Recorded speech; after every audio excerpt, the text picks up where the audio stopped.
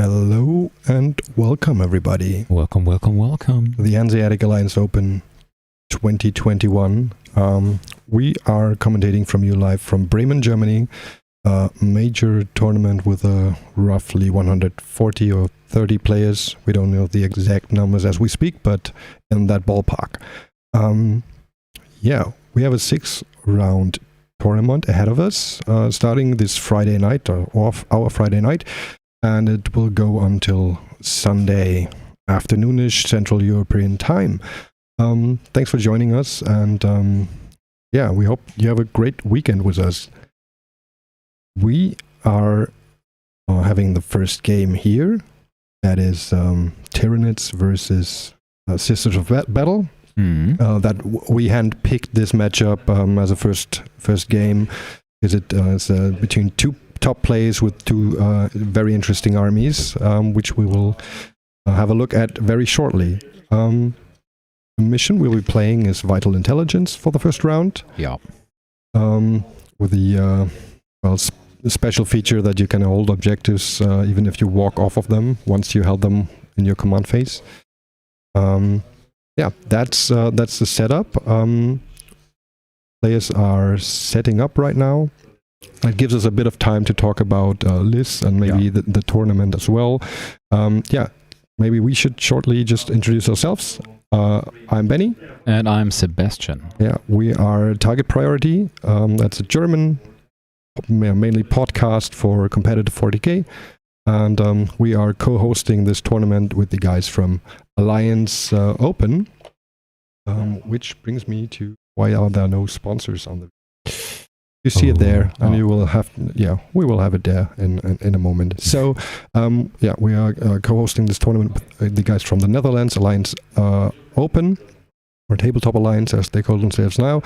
We are very happy to have that joint venture with them, because this allows us to have this size of a major tournament here in Germany at the Atlantic Hotel Galopprennbahn, and it's the third year, and it has been awesome in the past years, and it's going to be awesome this year as well. So, let's talk about players, I guess. And we have here today Mr. Caillou Aureliana, who's playing Tyranids.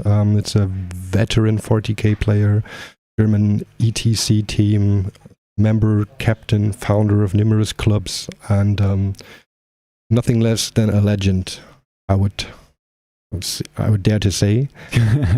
And on the other side of the table, there's Matthias Bellman. He's also nothing less than a legend of more recent years, I would figure.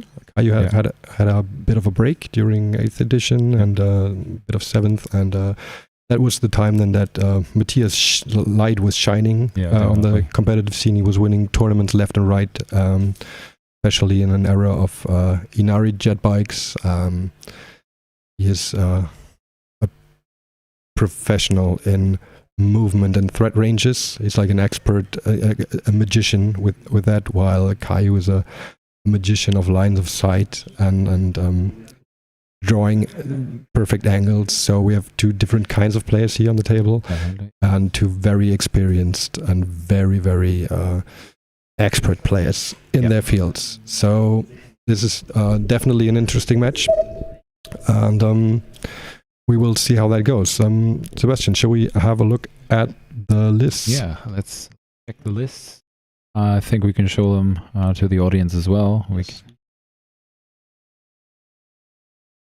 We have here the list of Caillou. Yeah, so let's start with Caillou. Yeah, in case you're wondering, and you can all find the lists at punpun.nl. You can also read them in your own time.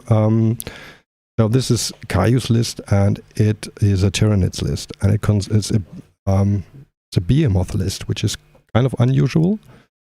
So this is pre-Octarius book. It's old Tyranids without the fancy new stratagems and synaptic links. It's a behemoth list, and it consists of a brute lord and a swarm lord, with usual psychic powers, catalyst, and onslaught on the swarm lord, and the +1 to wounds spell on the brute lord, who has also a +1 to cast relic on himself.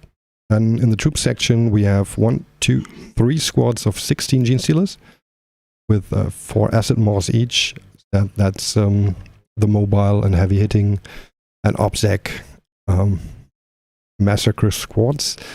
We have 2 squads of Rippers and a minimum squad of Tyranid warriors. They are equipped with bone swords, however, so they have kind of a bit of a punch for themselves. 4 attacks each, -2. Yeah. And we have 6 Hive Guards, 2 Lictors as action monkeys, basically, to score that engage and rod in every corner, like with a very small base and footprint. Then we have 3 Ravenous, who are also mostly for actions, for being quick. They have a 12-inch movement. They can be moved twice, so that they can have a 24-inch movement and then still do an action. So these guys are also very good for rod in the first round in an enemy quarter. And then we have a very unusual pick as well, which I personally like a lot. That's a Barbed Tyranid. That's a T8, 18 wound monster with a 2-up save and a 5-up invul in this build. It has 12 shots at strength 8, -2 for 2 damage. It has decent close combat abilities, and I think it's awesome for the orc matchup, for instance, with a 2-up save and toughness 8. So that's an interesting pick. And then we have that single Bio War, more of a tech choice, I guess, to shoot a spore mine here and there to block movement. Personal love interest, I'd say. Exactly. So that's a well-rounded list with a decent amount of shooting with the Hive Guard and the Hero Duel, and then a strong forward push with 3 squads of Gene Stealers, and then a bit of OBSEC and mobile squads and action monkeys in the middle. And that's Kaiu's list. Very interesting. Kaiu has proven to be able to play Behemoth quite well in Utrecht at the major tournament in Utrecht in the Netherlands. I think he went 5-2 with Tyranids in a very, very Shark Tank field. So that's pretty awesome. With the old rules. Because Yes. we're playing without Actuarius here. Exactly. So then we have Matthias's list. Sebastian, will you take us through there quickly? Yeah, I try to. So we got a patrol detachment of Order of the Blade Rose. So we got the Repentia Superior. We've got, of course, Morven Val, because every sister player just takes her without any question. We got just box standard 5 Battler Sisters. Then we got our elites. So Sisters Repentia twice down. We go. Nice. For the fast attack, we've got 2 units of Sephrim. We've got an Outrider detachment, Ibn Chalice. And in that Outrider detachment, we have Celestine, of course, with her Superior. We've got Sacristans, only 9, I think. Oh, it's only 8. Dogmata. Then It's 9. It's with the Sergeant. Alright, then Dogmata, we've got 2 units of the minions. Seraphim. Still not finished. And we've got this Seraphim with 2 models with hand flamers. And then we have 2 units of Retributors, a double Ultimator, double Heavy Flamer, and 2 Rhinos, and surprise, surprise, it's the Battle Sanctum. It is kind of a surprise. We don't have place terrain here. But there's a rule that kind of if you have no room to place it, players have to agree to replace a piece of terrain basically to fit that fortification type. We can already see where it went. It's in the top right corner of the screen. There's the Battle Sanctum, and we can pretty much assume there will be some Sacrosands chilling in that thing. That gives you a pretty decent line of sight blocking piece of terrain in your own deployment zone. Table itself is densely packed, I think, with obscuring terrain. So there's not a lot of clear lines that you can shoot in the enemy deployment zone. But there's also all 4 objectives in the middle are pretty much in the open. That makes for a very interesting trading game. So what we have is the top left is only able to be held at through a forest. These things are, what are they, craters? Or I think they're dense terrain as well.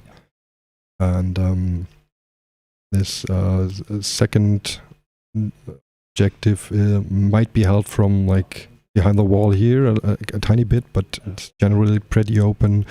Same goes for this, so it's not perfectly symmetrical table, and yeah, and it's also the same as for the top left objectives on the bottom right. So all of these 4 objectives in the middle are super important, and they're all in the open.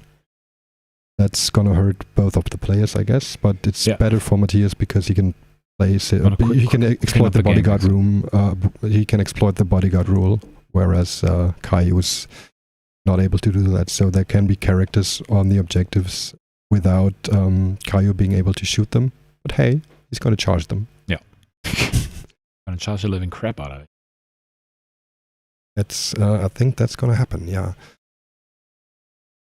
Yeah. This is us. There's us still in deployment. Oh, we can give the mic to the players, so they are explaining why they do something. Oh yeah, that's also very nice. We're gonna do that.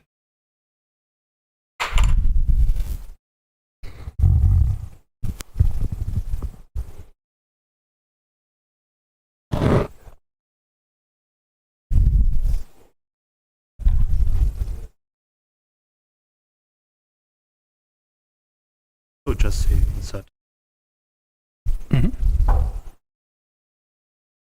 Are there any troop markings on the Gene Stealer? But we'll put them in different places, so okay. Try to be as fair as possible. Okay. Alright, there you go. You want I can bring you some loom blender tomorrow? Yeah, or maybe they have the shop here. I can go by, but I didn't have any time right now. Let's go Mighty Celestine. So the swarm mount, so there.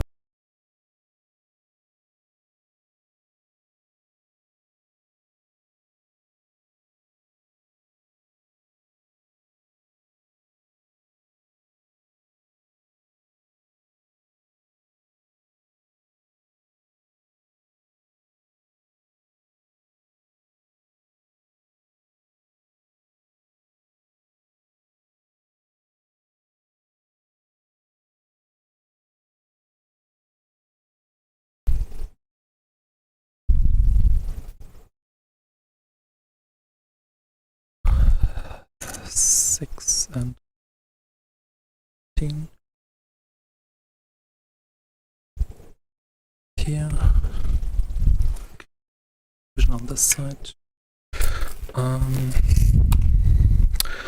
I'm gonna put this right on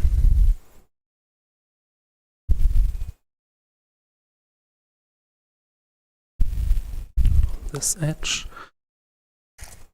and scout 6. 15 from the Rhino.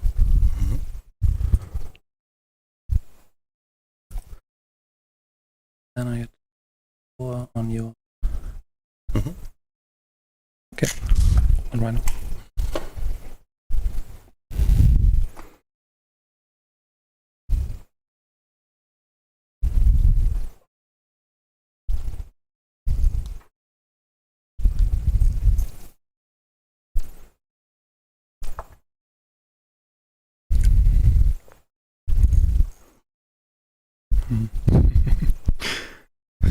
So I can shoot into your 4-up inward and then you kill them? Well, that's the idea. That's the basic idea, right?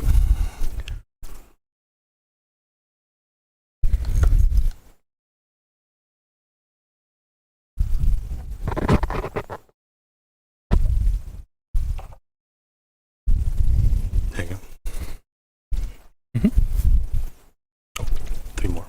Okay. There's always more. There you go. No.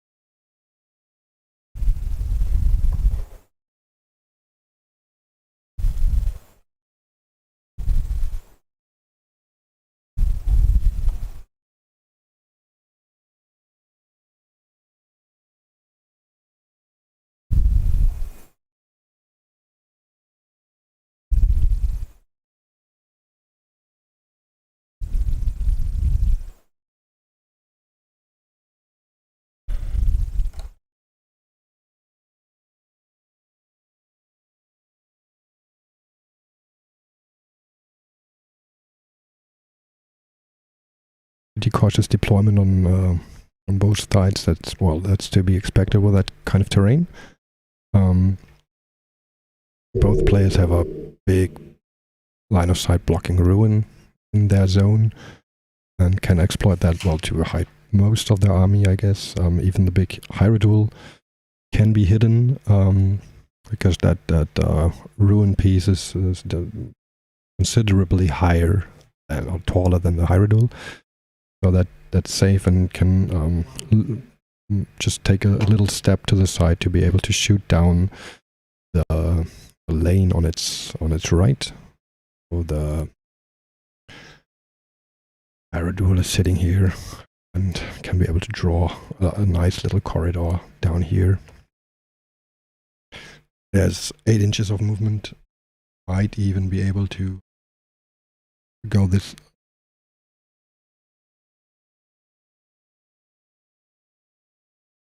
I didn't see what I just drew. The Hyrule is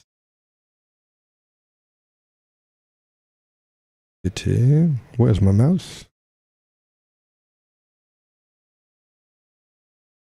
Oh, there. Hyrule is sitting here, able to shoot down that lane. Might even go 8 inches and have full corridor on those two objectives. It won't be able to reach this one too quickly, but I think the Hive Guard should be able to take care of that, sitting in there and shooting 36.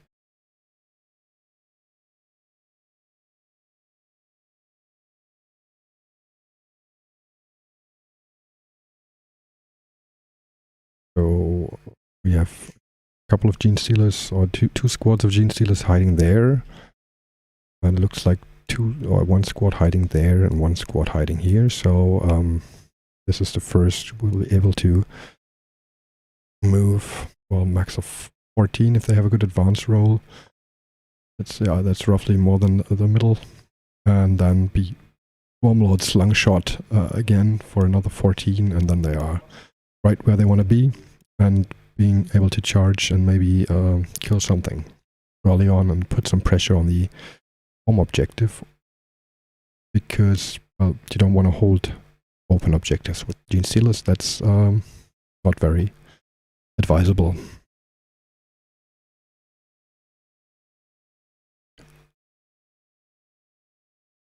Yeah, I'm commentating alone here. Sebastian has some things to do, like TO stuff, so just me for the moment.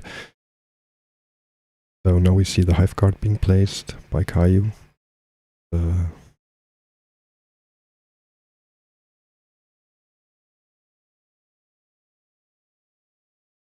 Hive Guard sits here. It's pretty safe from shooting. The only long-range shooting that Matthias has is Morven Val.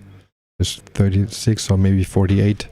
The other stuff, the Retributors sitting in Rhinos, can get to, I think, 33 inches when they park on the line and then get out of the pre-game move.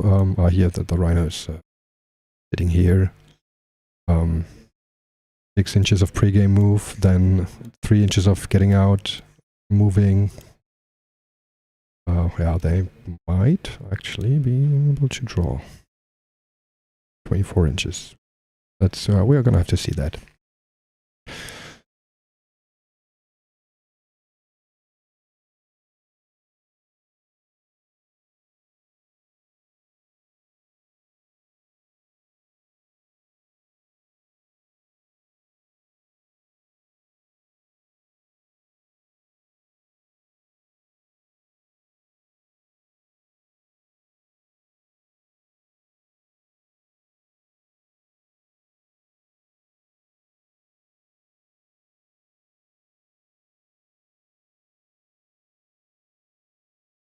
I'm gonna give it to the players for a second and have a look at the table for myself.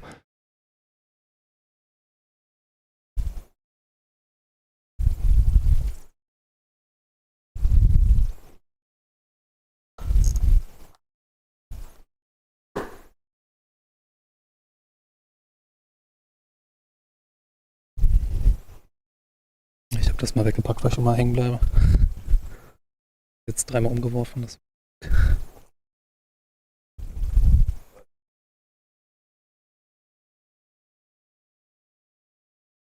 genau, weil er hat ja Ignore Cover. Also Ignore, nee, er ignoriert den Light Cover, nicht Dance Cover. Genau, die Billboards sind Dance und Breachable. Genau, das ist in Reserve und als Doppelmelter Flamer. Mhm.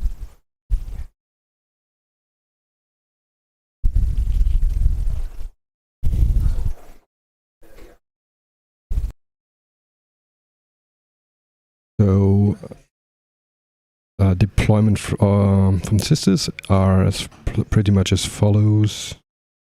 We have Celestine and sisters here. The minions and retributors in that rhino. The minions and retributors in that rhino there that we can barely see with the camera angle. Morvenval. The Sacrosans are here behind the billboards, which are dense cover, so they are -1 to hit. And then there's Repentia in the Battle Sanctum. And then he's 2 squads of Zephyrim and Seraphim, each in reserves, ready to do the actions, rod, and kill stuff basically with that, with those nasty flamer stratagems, and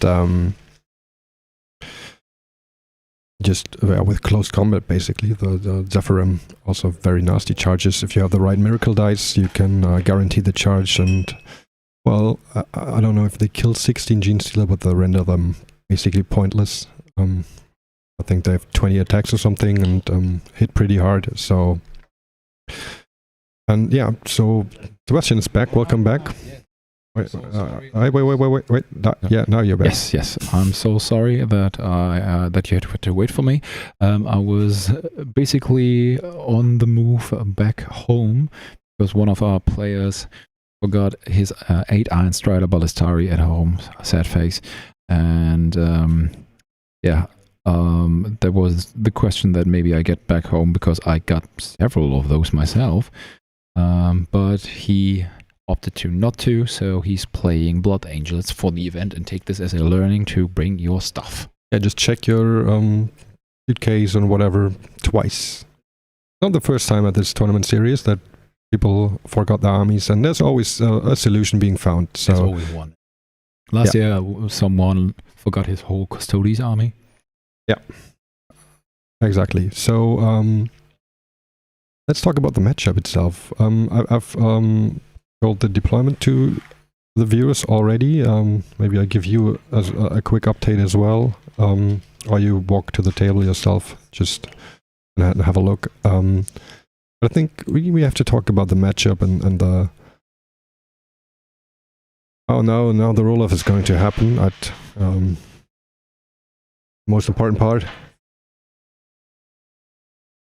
So, there's a dice. 4 and 3.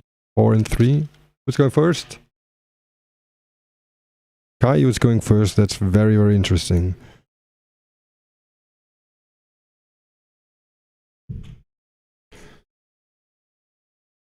So now that we know who's going first, we can also start with the fancy things here. Working.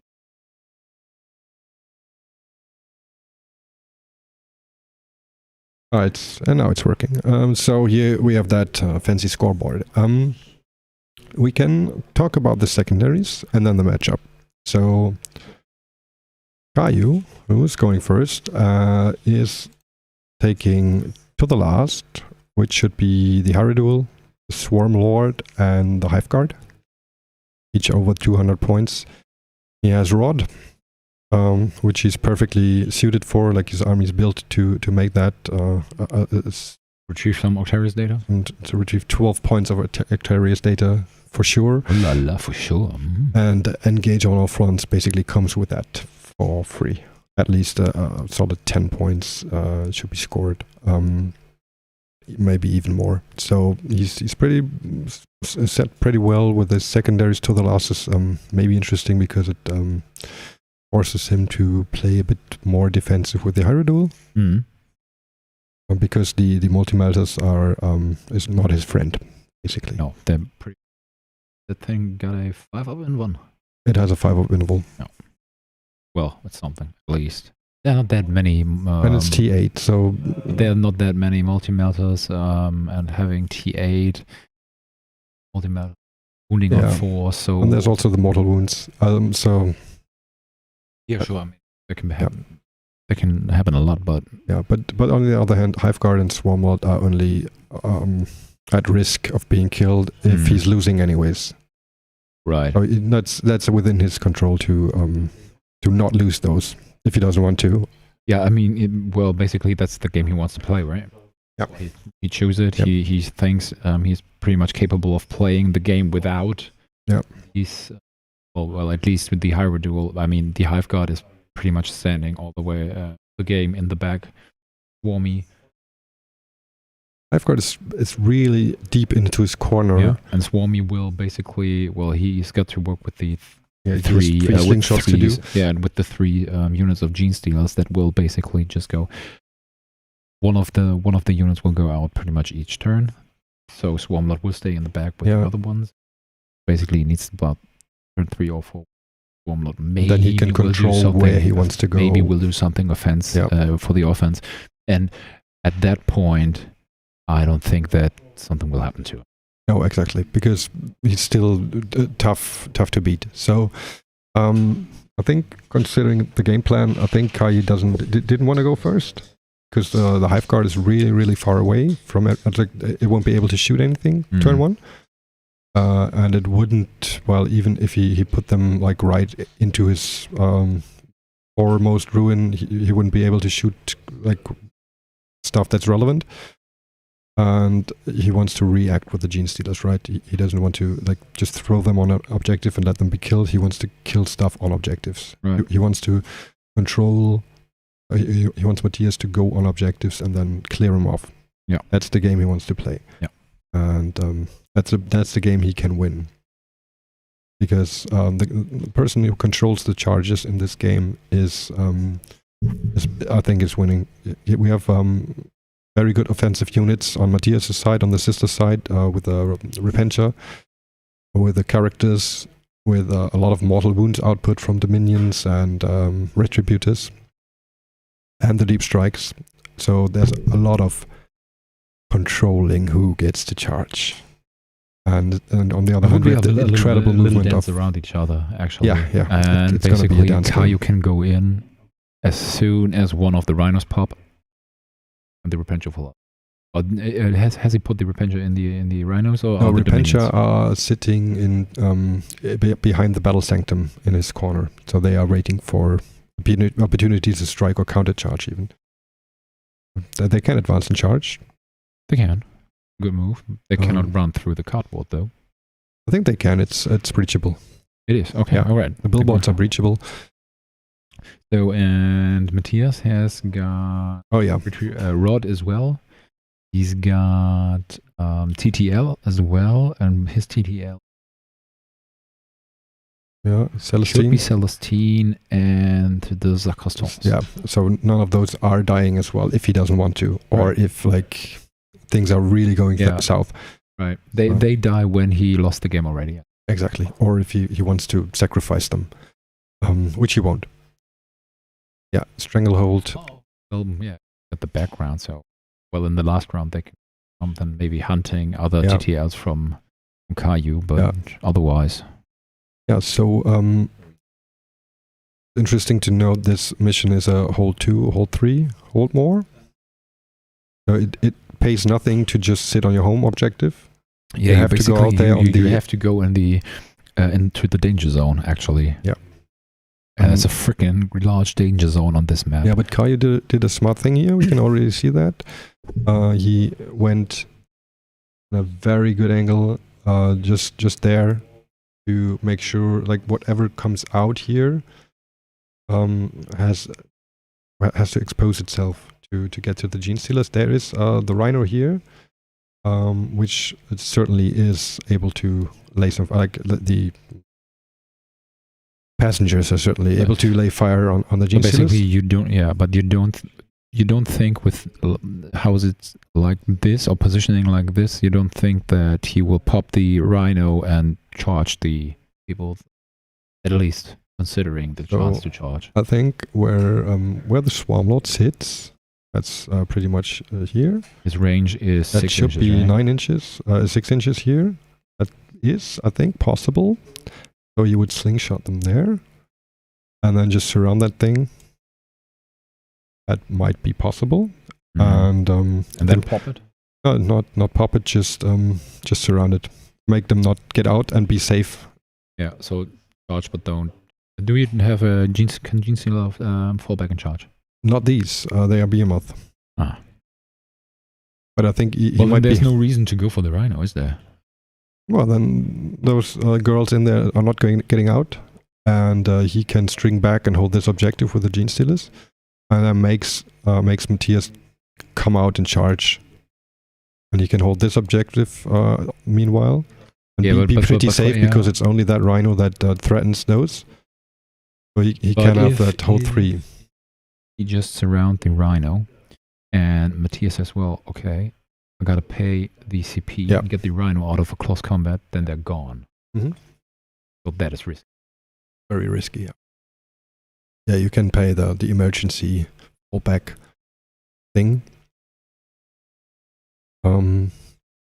Yeah, I don't know. Maybe he's just going for to hold the objective in the middle. That might as well be.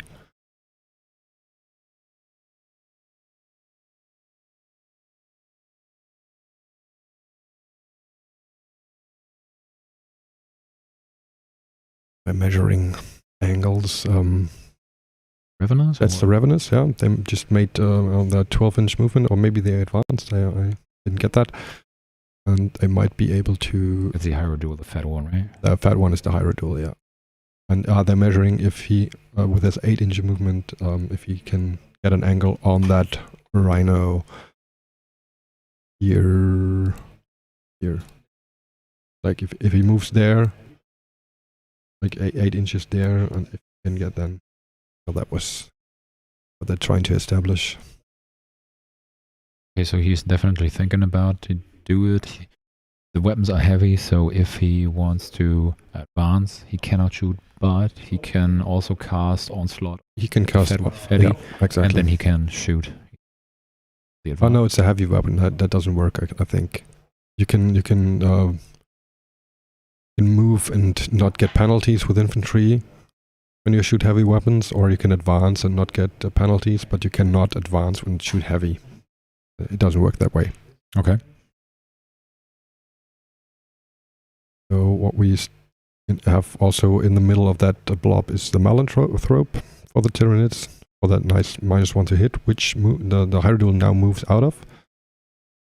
And I assume that where's my thing? Oh. This is a Gemini Superior, which is part of Celestine's squad and strings back to profit from the Sacrosanct's bodyguard.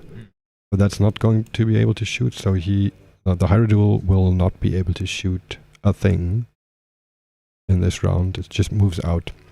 What we also have is some Rippers touching this objective. Some Rippers touching this objective.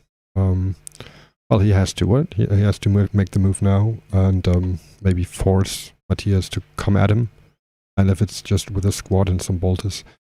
Is that enough with the Ravenous? Is he is deep enough into the quarter to get to rod?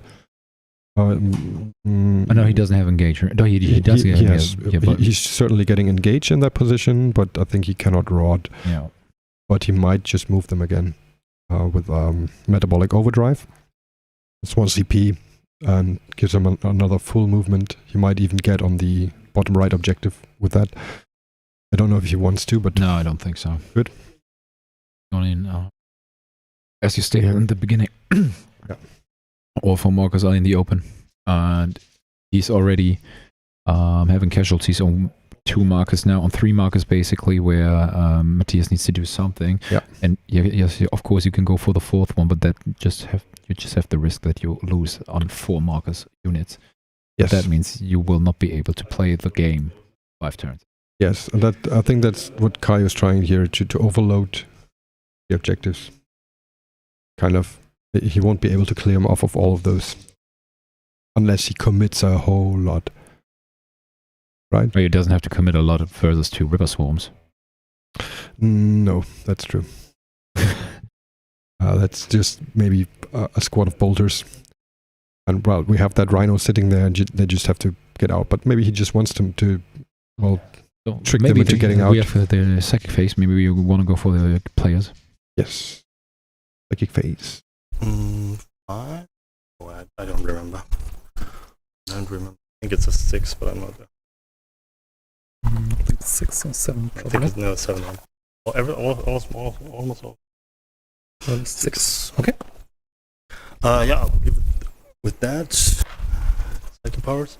So I will do the second insular move. Dance as a shooting phase. Now I will. 3, 11. So I'm just like here with the front people, Yes. right where the building ends. The last guy is like here. There. Right. Okay. Yeah, so I will put again everybody else on Yeah, top. you can put them on top. So it's these people.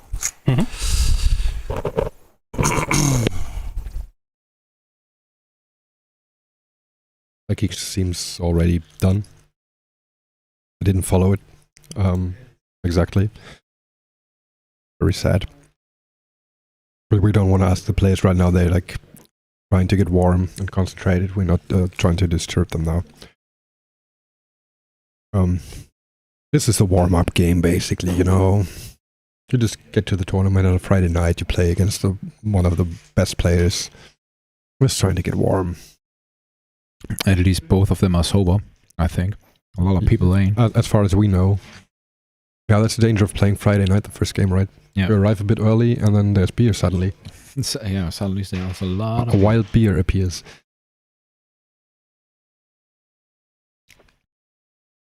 Cheers to that. So, what did happen is, let's go back to the top view. It's basically what we both predicted. The Gene Stealers went for the Rhino with the Swarmlord move. And the...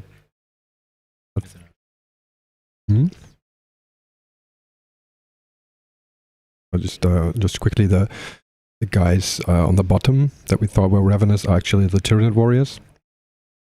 And the Ravenous just moved himself on the objective that the Gene Stealers were on before and still are on. So Caillou is certainly going for charging and move blocking the Rhino, trapping it, and still holding the objective with the Gene Stealers, and also having some Ravenous on it to double up. So players are talking out charge ranges now. That's a very good thing to do. To do it early, before the roll happens, basically, to be sure. That's just good sportsmanship to be sure of yourself.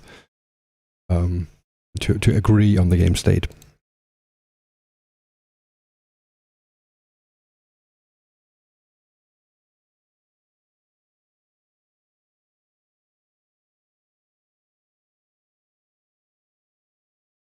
Do it here. I think that was the last one. Here. So I think it's really clear, right? So is here and here. So I have like a box around this place. Actually, one guy can also.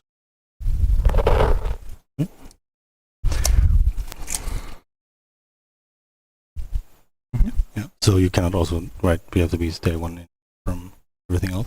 Yeah. I can give you like a model. Yeah. So just that we save time. I think it's very clear. The intention is clear. Yes. Those people are not going to strike anyway. If you right? are close enough to each other, then That's what I'm saying, I right? can't. So just to save time, right? Yes. Everybody else is going to go here and strike. So at the end of the day, let me see how many we have. Do we? Here's another guy. See if I forgot anybody here. Here. Did I forget anybody? No. Nope. 4, 5, 6, 7, 8, 2, 3, So 4, 8 5, guys 6, fighting. 7, 8. Yeah, I think 8 fighting. Let's check the 5 inch here. Yeah. Okay. So even you can, just correct it, but it's 8 people. Okay. Maybe you have put one more in here, so I can't. I can't go up. Yeah, I think I can stretch 2 inches of those people a little bit more. So sure. yeah. All right. So whatever. So 8 guys. Yeah. Let's see. 32. Yes. So let's go 10, 10, 10, and 2. Yes. Yeah, I don't have more dice. We are already in the close combat phase, so there was no shooting to do because there was nothing in range. And Caillou now charged the Gene Stealers into the Rhino, and he's actually trying to hit it as hard as he can. So he's going everything in there, trying to kill it, trying to make them not be able to disembark, even with the 6-inch stratagems. He's surrounded them in a way that at least he doesn't get everything out. And that's the worst place to roll dice on. That's a metal plate.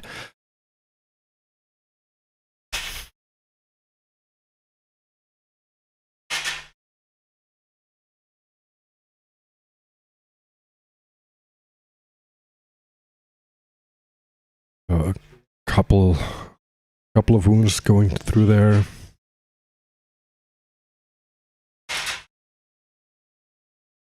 That's full force on the poor Rhino, who did nothing wrong.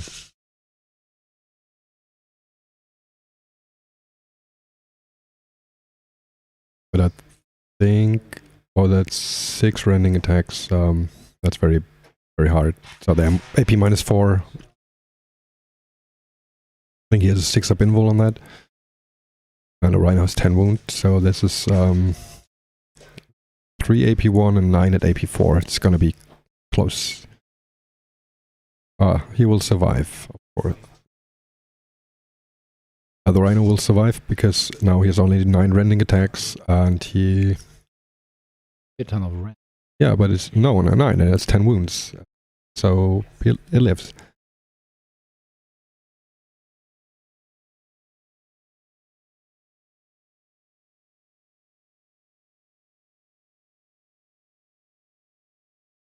So that plan failed. Well, he's still hit twice, right? He can, but that's a pretty big investment on the last wound. Yeah. If it only has 1 wound left, there would actually be stratagem to kill it, called implant attack, but cannot say that aloud. What does it do? There's 1 mortal wound on a 2+. Oh, well, that's easy. Yeah. I'm not sure if infantry can do it though.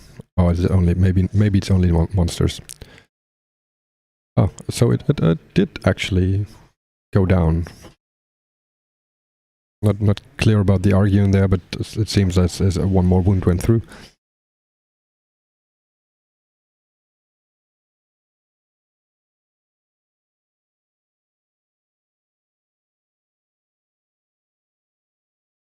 Fight twice, so he didn't even bother to roll. He's gonna kill that thing. So now there will be the case of which unit will pay the CP to get out 6, because one of them dies for sure. Yep. It's completely surrounded. Yep. It's either the Dominions or the Retributors.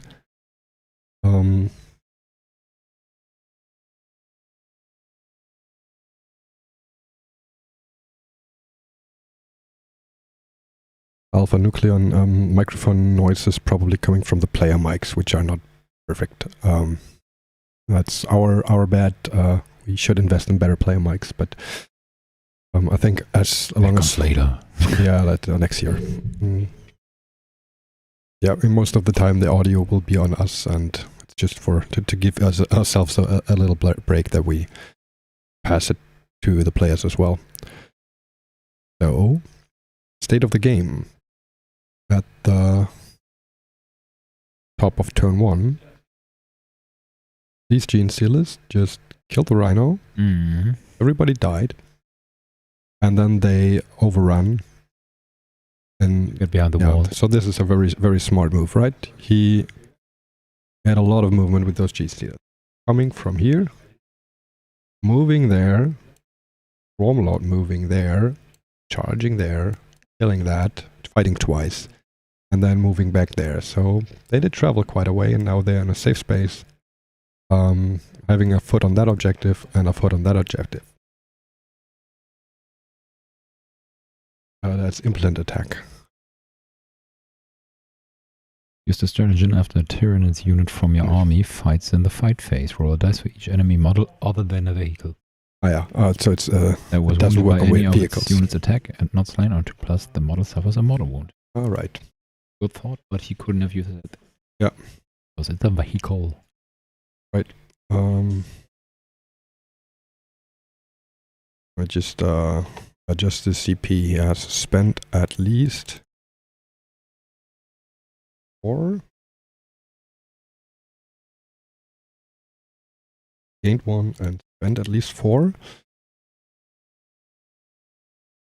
I think. And we are at the end of the battle round now, right?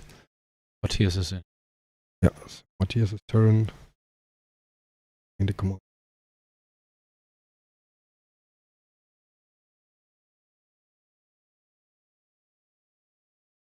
You have a look at CP. 6 for Caillou.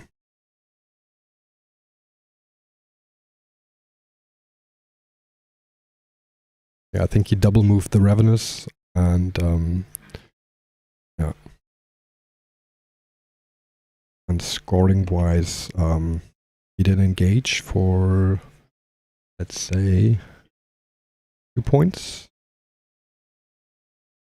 I assume he did rot. We will see that later.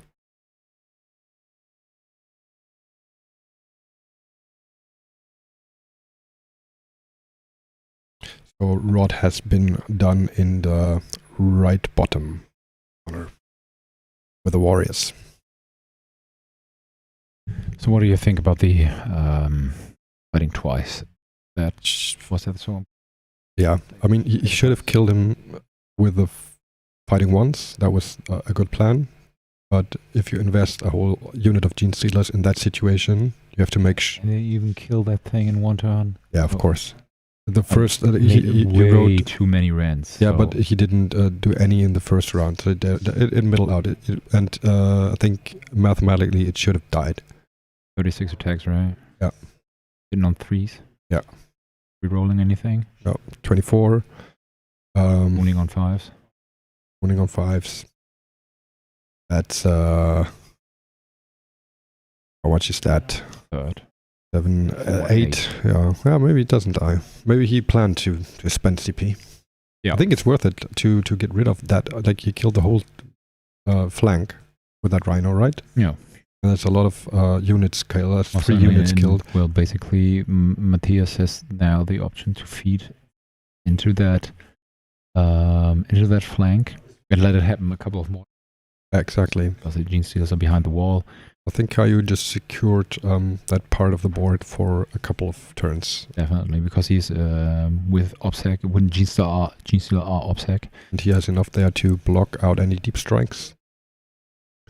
And at least the top left-hand objective is pretty safe for him now, so it at least has the primary 5. And I think in this game this is very important to have some safe primary points, because they will not score very high at primary. Secondaries, they are both set for 40 points, but primary is going to be what this game is about. Yeah, was a very smart. Well, yeah, I think it was a good play. It was a lot of CP that so in the end, after doing some math, they will build in this Yeah, I think so. I mean, it would have been nice to have the CP to double shoot Hive Guard a couple of times, but I think they are not that important in this match. They're just there to threaten 3 objectives. I think they've ranged on 3 objectives from measuring with my eyes, and that's basically what they do. And kill reserves like Zephyrim and Seraphim. And Matthias now has to think about where and how hard to commit. And since Kaiu's standing on 4 objectives now, he has for sure have to get rid of the Rippers in the corner. Or the which leaves him open to get shot by the Hierodule, right? Exactly. Like, well, yeah, basically it does. But Hierodule comes out anyways and shoots what it wants, right? But he has to get rid of those. He does. Some sisters coming. And I think that's a pretty brutal list, actually, the more I think about it. Which one? the Nits list. Yeah, it is. And there's an option of the +1 to wound on those nasty bastards. I think maybe he even had that +1 to wound on those, and then it was a realistic kill them in one phase. The Rhino. And you do 12 wounds, branding on 5s. Yeah, so he still got his N1. Yeah, it is pretty much what he did. And the non-rents are only -1, right? That thing doesn't die. Yeah, it could have. Yeah, we sure. Yeah. Always could, but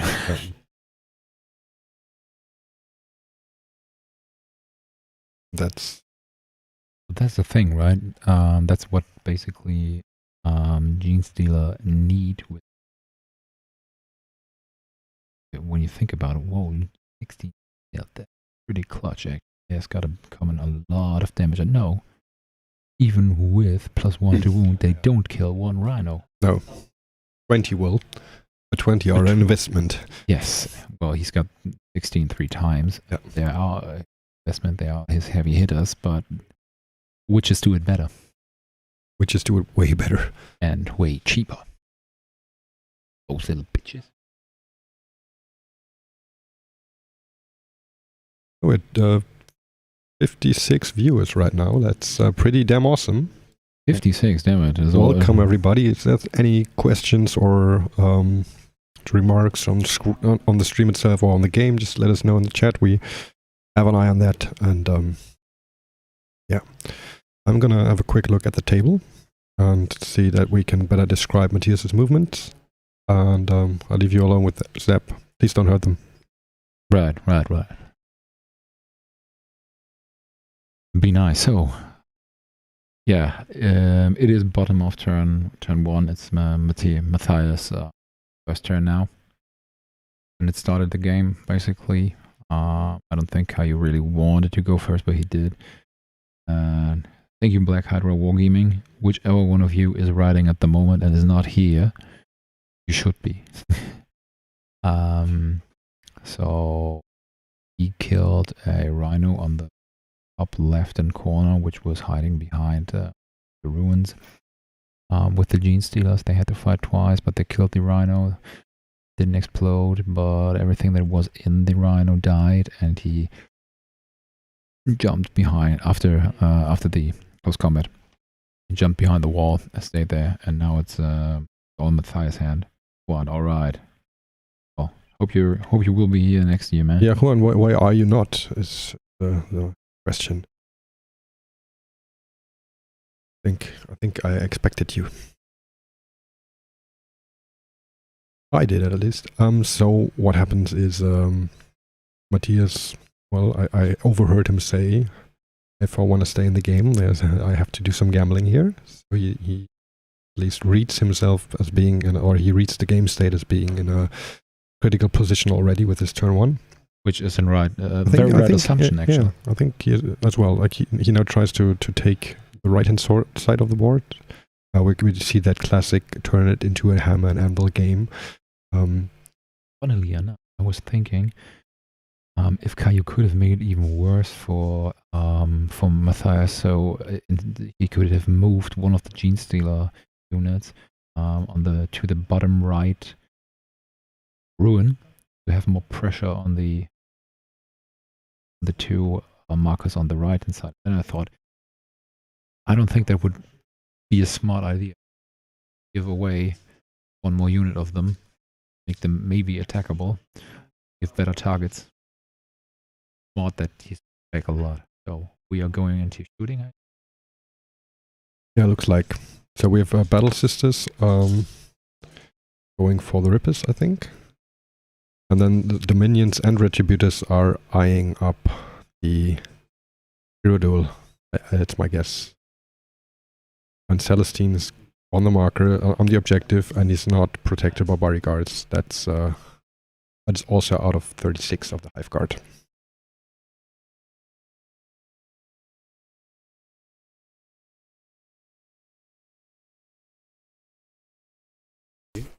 Plus 5?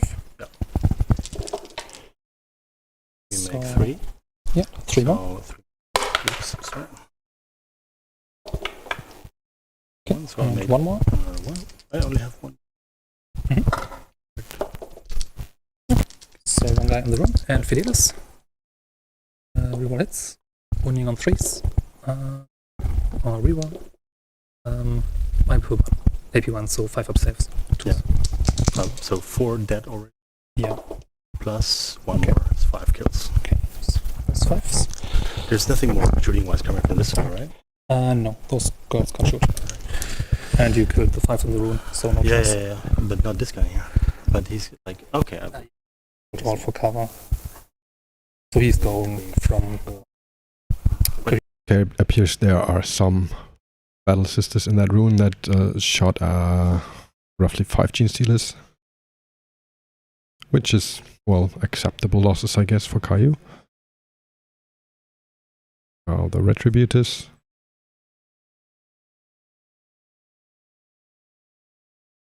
So what he does is Retributors melt us into Hero Duel and the Flamers into the Tyranid Warriors with Mortal Wound Stratagem.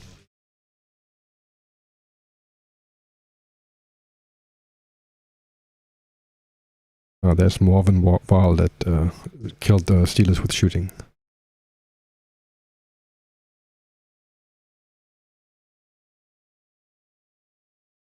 So here's D6.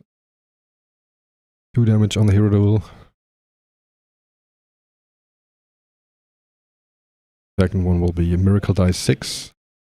So 8 damage on the Hero Duel makes it have 10 left.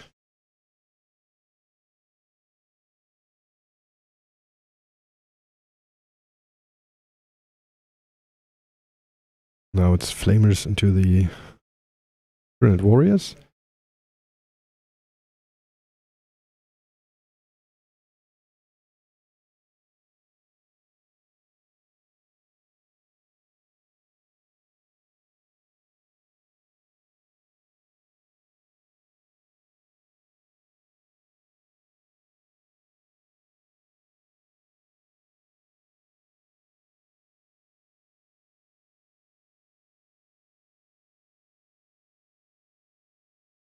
So that's Cherub going into the Hero Duel. That goes, didn't hit, apparently.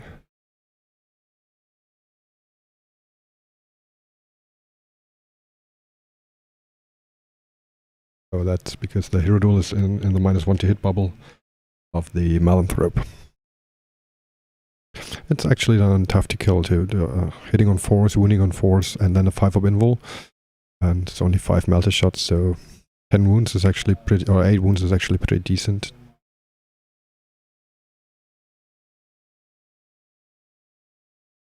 Now he spends a CP to do Mortal Wound with the Bolters of the Dominions.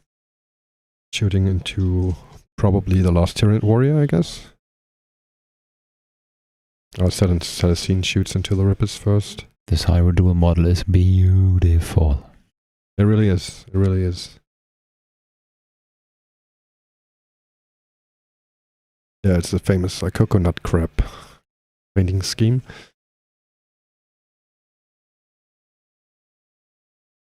Yeah, it was. Either he wants to clear off the warriors, it's 1 model left, or the Rippers who are on the objective, but it's already contested, so likely... I would kill the warriors, actually, and then charge the rippers. One stratagem.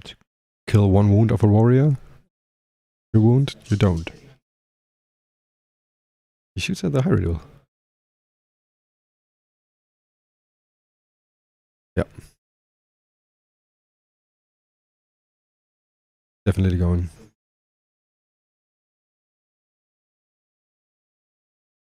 Four mortal wounds being done there.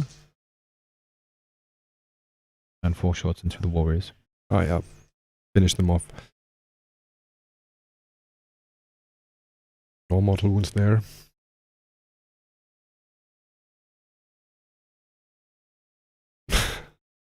Matthias is convinced they should have died, but now there's wounding on 4s. 1 wound for the 2 wound model.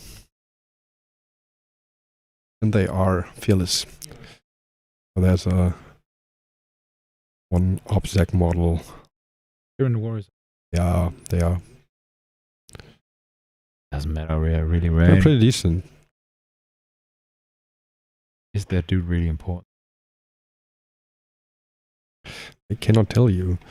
He hit hard in combat. He doesn't, but he's an obsec dude.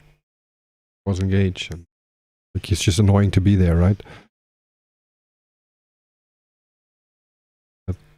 Matthias spent 2 CP this battle round. So then the Nid Warrior lives. He lives, yeah.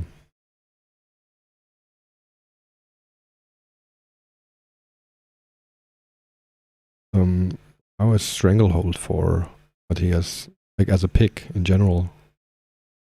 He's trying to hold these 3 objectives on the right hand side, but he also has to control more, right? So he has to shoot Caillou off at least one of them every turn. I think this round it's not possible. I don't think it will be possible.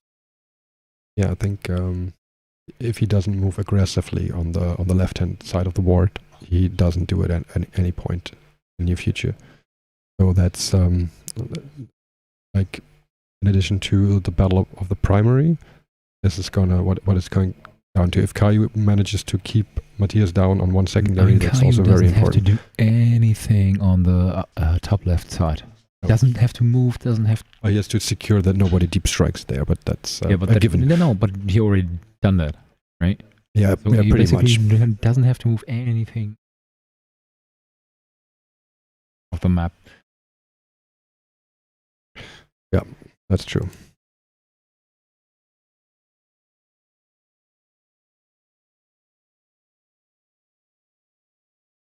So, Sebastian's getting tired already. We just have started. It's battle round 1.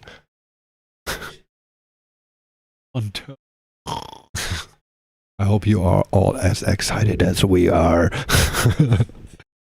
And I have been all day long. Yeah, that takes a toll on you, right? Yeah. And setting up like 70 tables.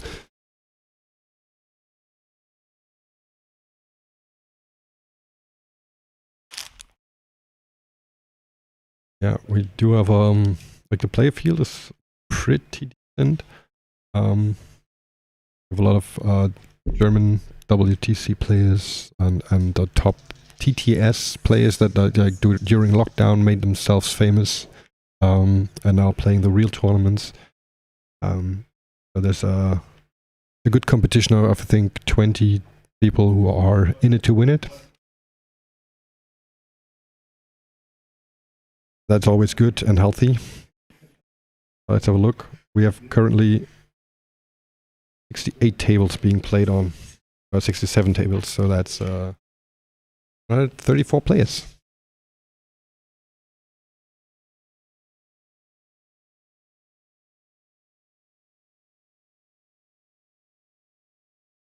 So the Warriors has been charged by the Retributors, I guess, the minions, and they didn't kill him. And he killed 2 in return, which is really a bad outcome of that close combat. But there you see the power of bone swords, my friend. Oh yeah, bone swords. The mighty power of bone Tiny swords. little girls. With bone swords. So we are going into Bell Round 2, I guess. That was really crap for Matthias. Yeah, was there any more CP spent? I guess not. I think he's dead. No stranglehold.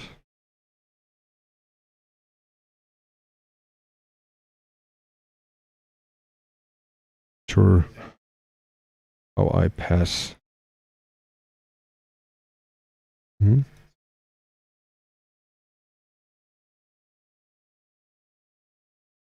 Stranglehold, no.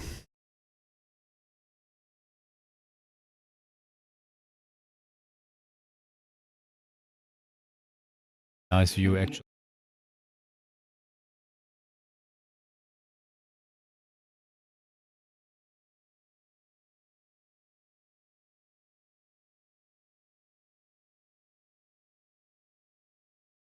I'm pretty sure that dance of Matthias, we need to caption that.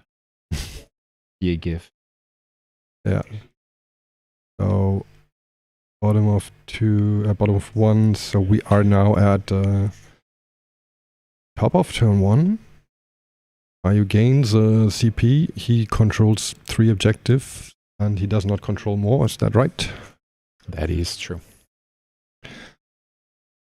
Right. So we have that scoreboard updated.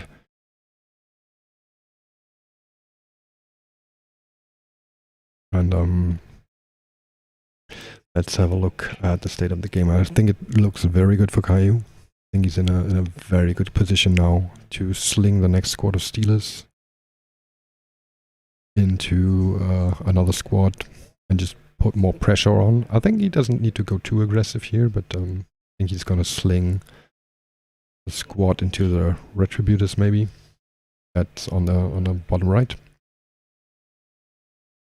But there's Celestine who will heroically intervene. That's not so nice. He might also sling into the Battle Sisters on the the other right hand side objective. And then he just has to secure his position, get a bit of shooting in with the Hive Guard and the Hero Duel. And I think he's gonna kill a lot of stuff this turn. I think He has to, or I think he will. I think he will kill a lot of stuff.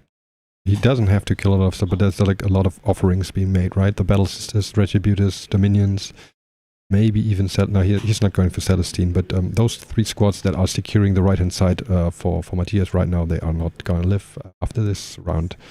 I mean, Matthias said he really needs to make something happen, and he did not. Yeah, he went for a gamble and it didn't pay off. And I think, yeah, that's the game is actually in favor of. I don't know. He didn't gamble on anything. The Knit Warrior should be dead. Yeah. Other than the Rhino, yeah. Mathematically, that should have been 2 wounds, and the Bolters before, and yeah. Maybe. Well, he put a lot of CP into it. I think he used the Flamer one as well against the Knit Warriors. So.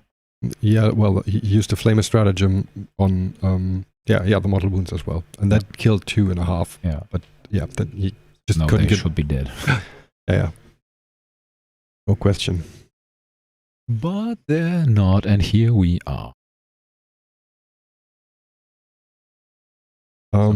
Raffles.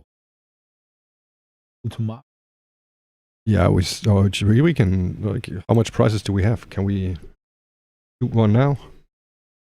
I don't think so. The guys have left their prices all in the car, I think. But we have a lot of prizes actually from the friends of Breaking Heads and from Kings of the Hill, and we will have a raffle pretty much. Well, tomorrow and the day after tomorrow. Why not now? Because, well then start the raffle. We give something out, okay? All right. We are target priority. We give something out, but I can tell you we do not send stuff over the Atlantic. No, we don't. Or the canal. Yeah, we just pay regular posting or postage and transit. So, But if you want to pay postage, then all right.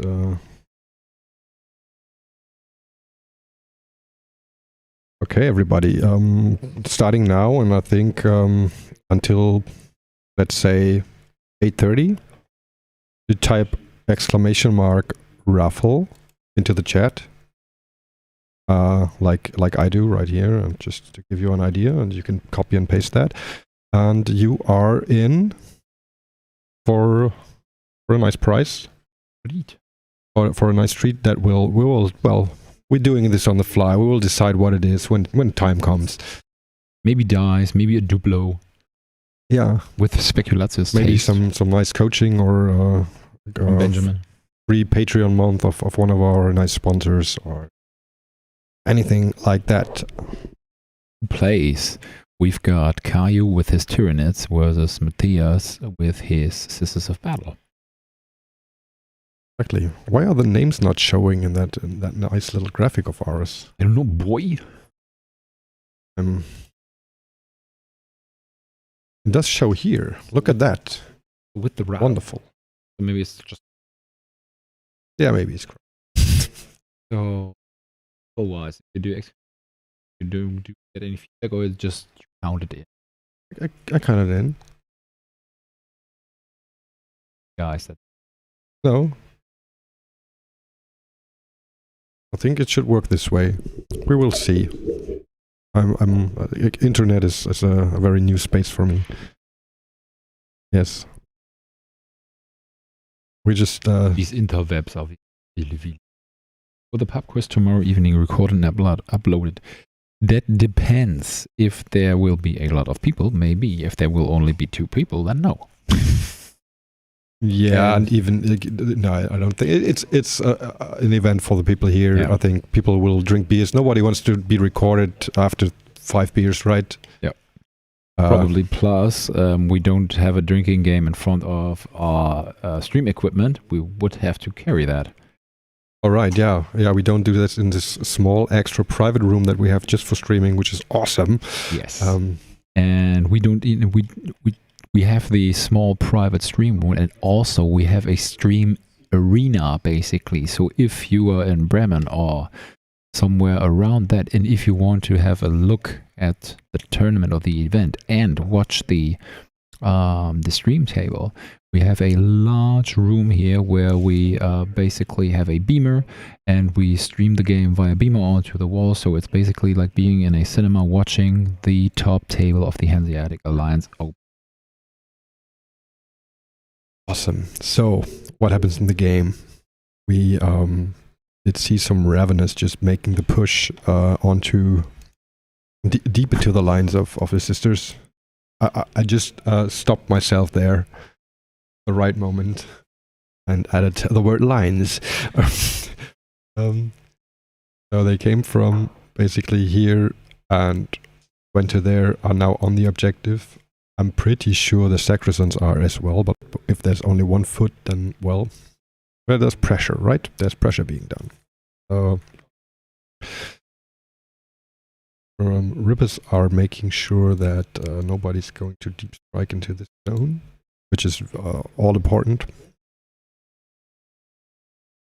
Gene Stealers are coming out here, and I think they string back in a way that allows Swarmlord to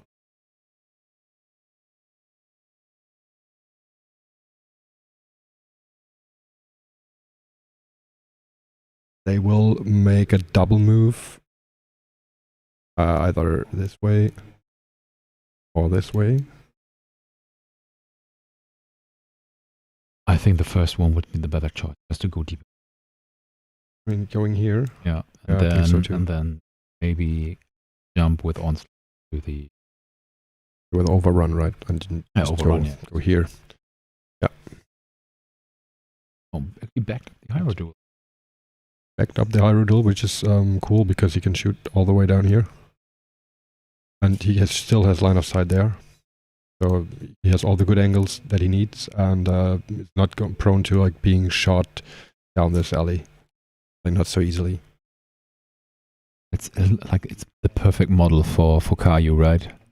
Yeah. Shooting angles with that thing, like creating angles to shoot.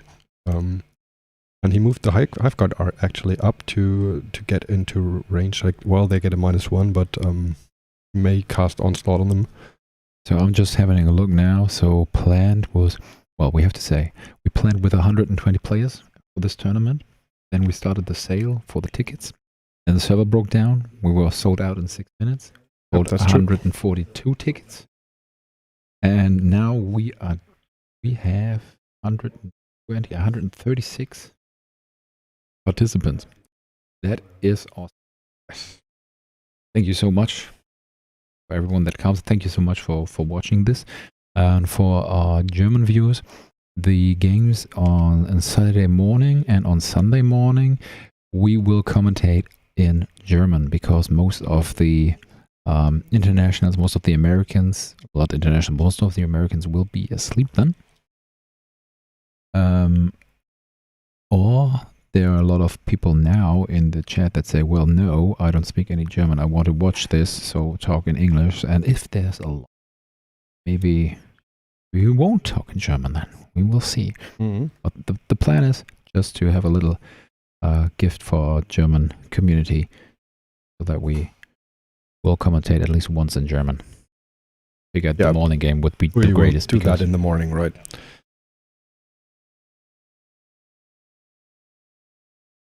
Yes. I think on the left hand side, as we predicted, Kai is playing a very defensive game.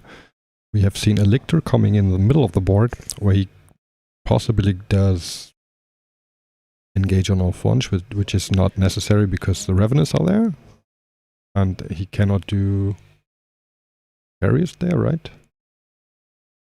Maybe he can. 3-6 from each other quarter. I think the middle should be here. But that's just, well, eyeballing it. Possible. Doesn't look like it, but... Yeah. +1 to wounds trying to be cast on the gene stealers that will be swarm lorded, like these boys. They will rip stuff apart. They don't need the +1 to hit, to wound, to kill 5 battle sisters, actually, but it's good to be safe. Yeah, Swarmlord is actually coming out, right? Apparently, why is that? And that means he doesn't slingshot these guys. Because they are just charging there and trying to make the charge. One of the Retributor squads will not shoot next turn. Where's the second one? The second one is down here, and that will be dead. There will be no shooting at. Yeah, the Hyrule is safe now. The Hyrule and then the mortal wounds stuff, like it's flamers. Because I know the lictor is here just to screen off that area. Right. Deep strikes. So no Melter pistols. Yeah.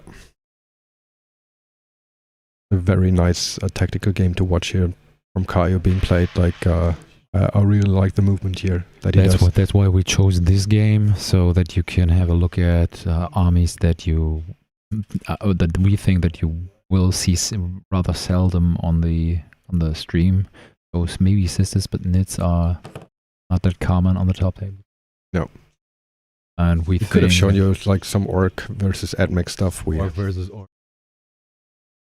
That was a sick ton of orcs. Yeah, we didn't talk about the meta yet. We have a lot of orcs, and I think a lot of very good players with orcs, at least like 7 or 8 with winning chances. Like, 2 orcs. I don't know why. Actually. We don't have a lot of like top players with Drukhari, but at least 2 or 3 that have a chance or a shot at the top 3. And we have a lot of a couple of good admech players, but and Grey Knights. That's like maybe 2 or 3 Grey Knight players. We got great players that play Grey Knights. I don't know how that will the result. Yeah. Big 4 armies at the moment are definitely a lot of them. I mean, admech. We have Stefan Hurler here. He won 4 tournaments in 1 month. Pretty good shape, actually. Mm. I think he can definitely go all the way. I don't think a lot of people would like to see No? How come? Really loving that mech. Then again, nobody likes Drukar. Yeah. That's true as well. And well, the orc list. The sad thing is, Yeah, there's not all the same, but same but different. Like, not the same. yeah. That's A ton of buggies. yes.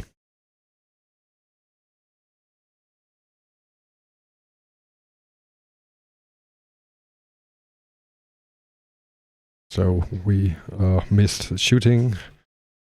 What happened? I think Tyranids will maybe split its shots. Oh no, it was just 6 dice.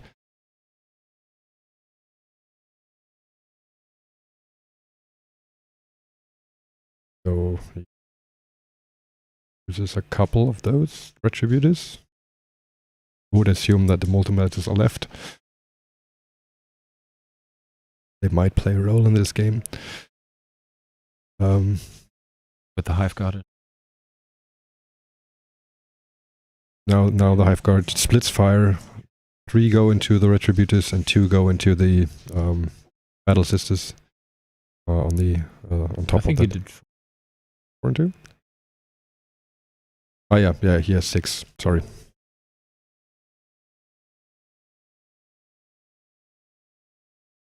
Oh, he just made 4 or 5 saves. 5 up saves.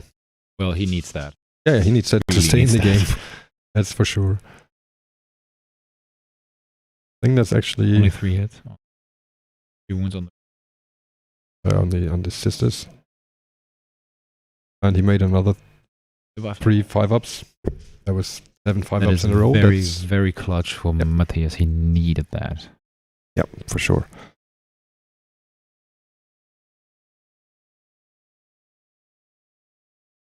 Maybe this turn would be the turn. Would have put the second unit of healers in this ruin. Yeah, he will. He will. He won't. Cannot do it now. He can. Like, he has these gene sealers here. Oh, there. Yeah, and then they charge there. Didn't see those outside of the. Yeah. Right. No, then it's perfectly fine. No. And that from here it looks like a 6-inch charge. I guess it's good that he's done what. Yeah. At It's least just you he's are a I'm good Tyranids I'm player. a very good Yeah. turn. You played Tyranids once when we swapped armies. Yeah. That was fun. Great. Yeah. Witness the might of the Gene Stealer. It's an awesome army, actually. Yeah. A lot of crap codex, but maybe that's. I'm very. I would love to see that we have a lot of different units that we could use because we can't. There's just a quick interruption. Technically, Oliver, if there are issues with Sebastian's mic, I can tell you what it is. He has to talk into the mic because there's a noise gate, and if he doesn't talk into the mic, it just shuts off. Yeah, right. So you can pull that, like, so you can watch the screen and still be able to talk. No, I can't because the monitor's here. Cannot. You see? Cannot. Yes. That's you that. are very, very much able to. It's basically the same thing as with the podcast. Oh, yes. Microphone discipline. And at some point, I will tie him to the microphone, or I did that. Yeah, on the last did podcast. that If you go to our Instagram, so Target Priority 40K at Instagram, you can actually see the picture of me where I am very close to my microphone and my jumper, the little strap that is in my jumper, is actually fixed to the microphone stand, so I won't go too far away with my head from the microphone. Yes, he did that. I did it. I'm that smart. I'm that smart that I need that. Yes, or just microphone discipline. So, Gene Sealers are going in to the Dominions. And they will for sure kill them with +1 to wound also. There's like no need to roll dice, I guess. Get 7 into engagement range.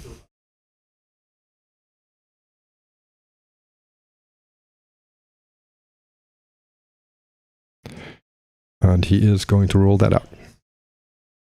Wormlove actually moved himself double and put himself in a better position to sling the next unit, I guess. Yeah, he stayed like the maximum out, I think, where no Inferno Pistols can get him. Inferno Pistols and Morvenval, who's actually pretty dangerous. Well, Morvenval was the one that killed the GC, 5 of them. Yeah. But I don't know, I mean, yeah. What do you guys think in the chat? I think Matthias really needs to make something happen next turn. There's some kind of magic needs to be in the air at least. Kaio's playing this very precise, very smart. And I think the hammer needs to come down next turn from Matthias, and I don't know how it will come down. The Retributors are all dead now. Oh, there are 2 left. They're all dead now. I think, yeah, and I think, and he overruns the Gene Stealers back into the building, right? Yeah, and other than the 2 Retributors, and there is nothing left on the battlefield or in reserve that can kill that Hierodule. At least not in the next turn. Morvenval can, but it's far away. Nah, she wouldn't kill it with ranged weapons in turn. No. Has to go into close combat. And that's what I meant. Yeah. Not now. Next turn or the turn after that.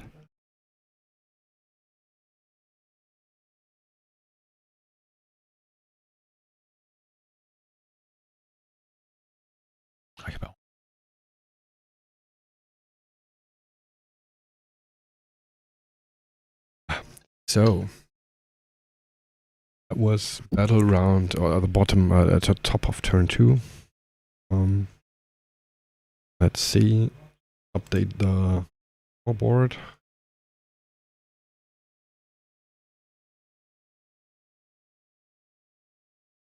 I spent at least here. Matthias gained 1. Caillou scored 3 for engage. And I bet he did Octarius.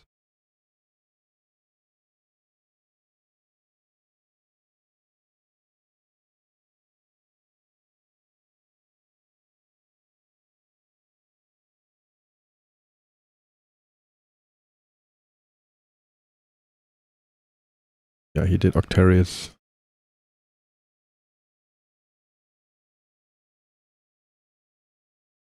Now there's a 0 for Matthias on the primary.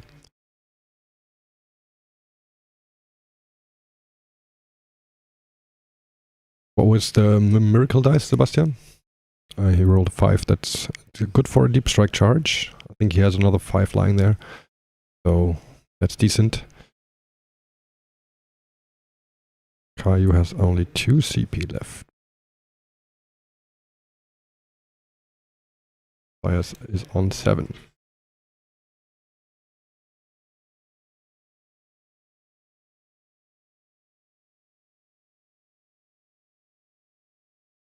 Then we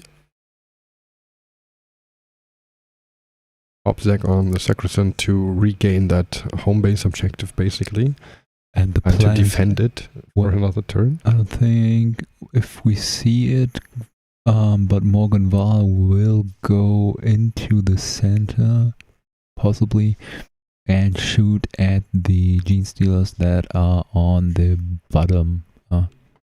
You mean at these here?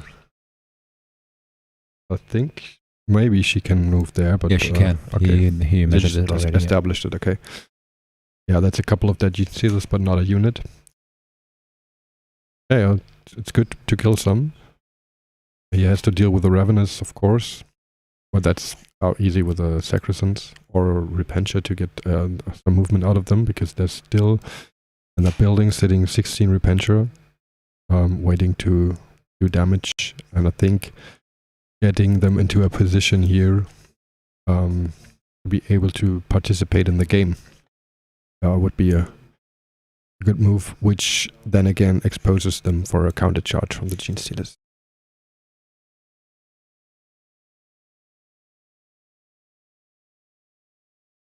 Repentia just got advanced in charge from the Superior,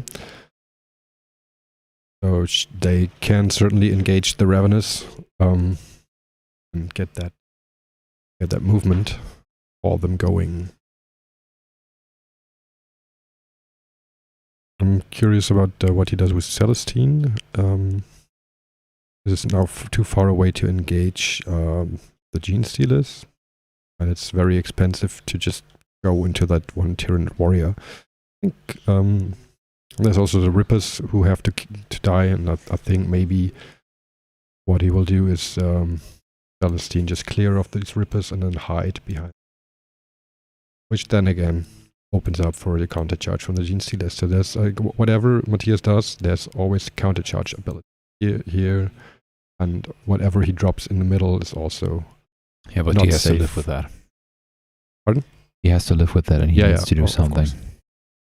And Caillou can only slingshot one unit, right?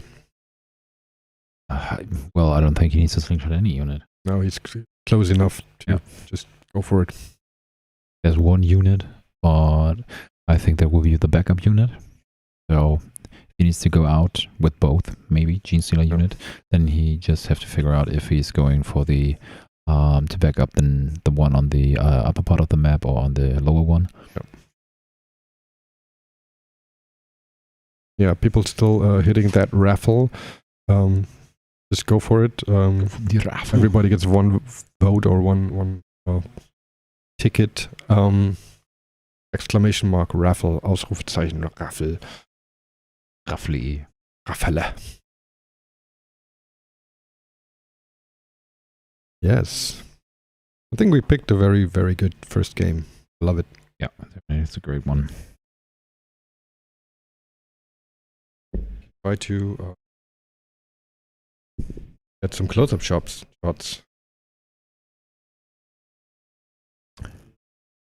Good. You want to go for the gimbal? I'm not trying the gimbal.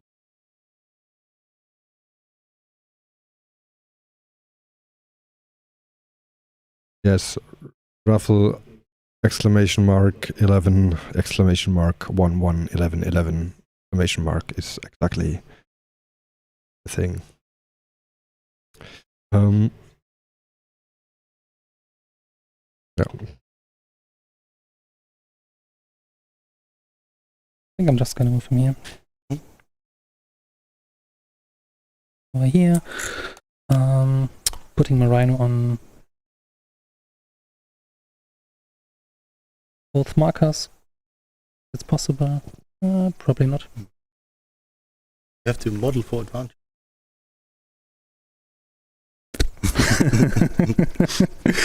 Yeah, I'm gonna put it on this mark. Quickly, the question, how are fortifications handled? It's actually in the rules pack, and if I remember correctly, it's kind of discussed with your opponent. Like, if it can't be placed without touching other terrain, then discuss with your opponent to move one or remove one piece of terrain from your deployment zone, which is wholly in your deployment zone. In this case, the fortification fit snugly into the corner, so there was no debate needed. But yeah, in case there is debate needed and players cannot come to a conclusion, they have to call a judge basically, and he will decide on a situational basis. Yeah. These players are just figured it out, and there was actually space for the It's 12, right? Yeah, she's just come off here. What's going on with her? With some kind of identity crisis with her flamethrower? Yes, longer within 6 for the grenade. Okay.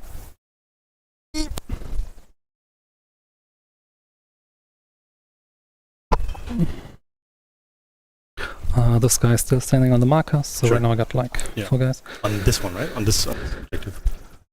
The right Oh is yeah, on this one? on And this, yes. this lady? Mhm. Okay, Yes. I see. so Open fire. Oh, you're gonna move? yeah, sure. Within 3.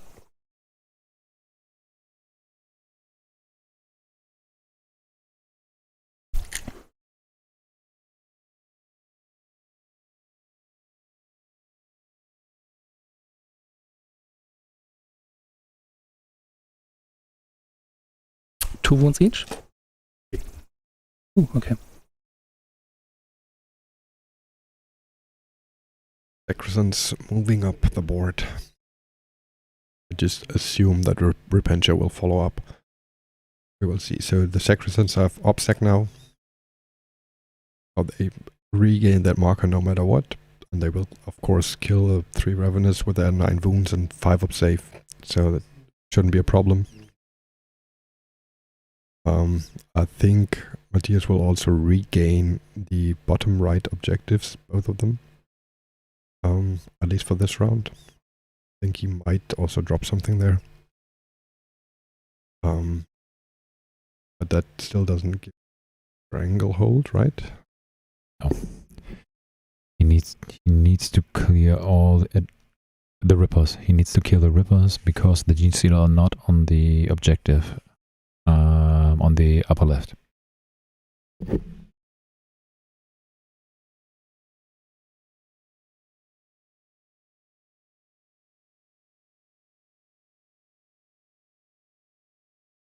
Alex, good to see you in the chat.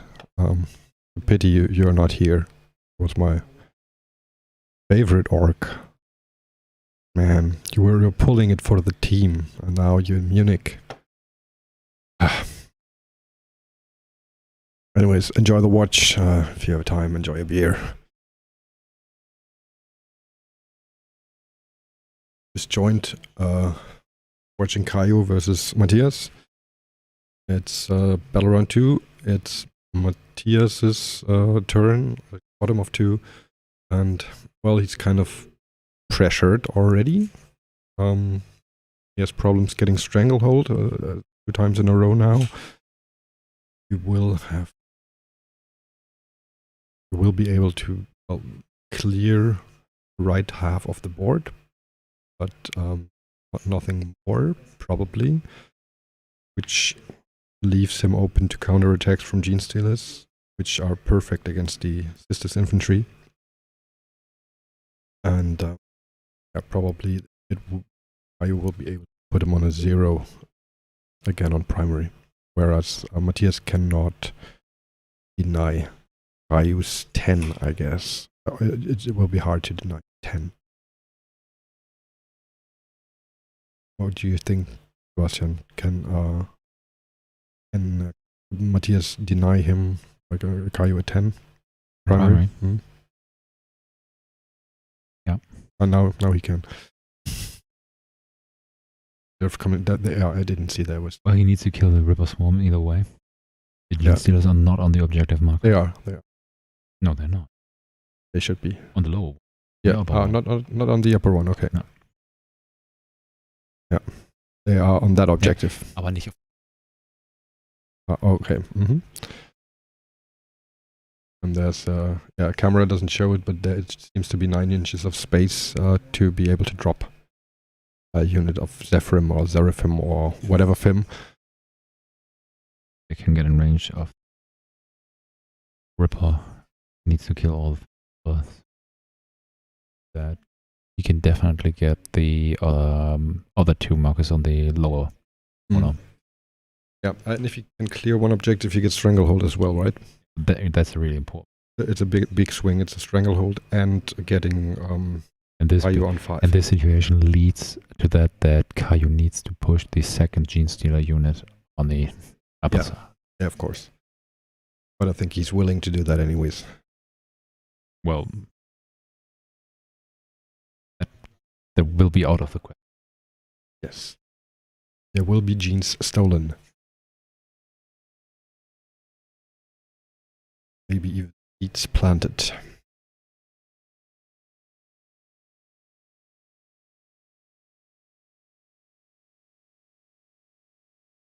So,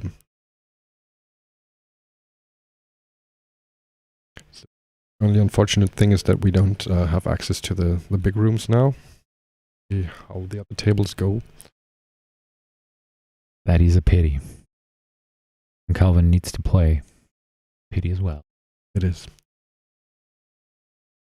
We had a ringer, and the thought process was if the ringer doesn't have to play, he can actually commentate, which would have been awesome because the ringer is Mr. Calvin, aka Lim from Kings of the Hill, which is a pretty competent commentator, I'd say. But he has to play now, so, well, that's that. You have to live with us now.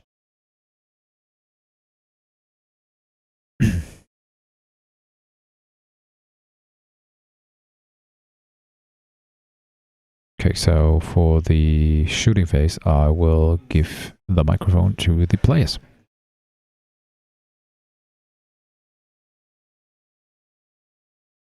Alright. Okay, so she Want to start with this sad stuff over there? Just for funsies? Yeah.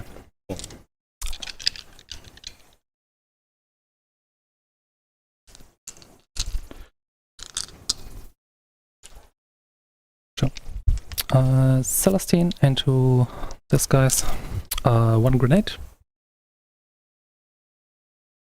Wait, before I do that. Yeah, okay. 1 grenade. No hit. Then 1 bolt pistol. 1 hit. 3 up. Safe for the rippers. Minus? No AP. Okay. Just a normal bolt pistol. So here comes the 6. No. And I got the flamer. That's 3 hits. 3 wounds. That's -1. 1 or 2 actually. Okay, so they have a 6 bombs. Okay. One guy's gonna die. Yeah, so 3 wounds. Other one is on. Then my rhino's going to shoot them. 3 hits. 3 up. 2 saves. Minus nothing? No IP. Okay. Save 1. Still alive on the 1 wound. Then I will shoot my multi-melter into your Tyranid warrior. You think so? No, you don't. I will use my last cherub and I will try to shoot. Oh, you have a cherub left? Yeah, I bought Okay, 2 because- cherubs. Okay. Because I anticipated to survive 2 rounds. Well, apparently you did. Right, go ahead. You're gonna be punished for that. You. 1 hit. Here comes the 1. 2 up. Here comes the 1.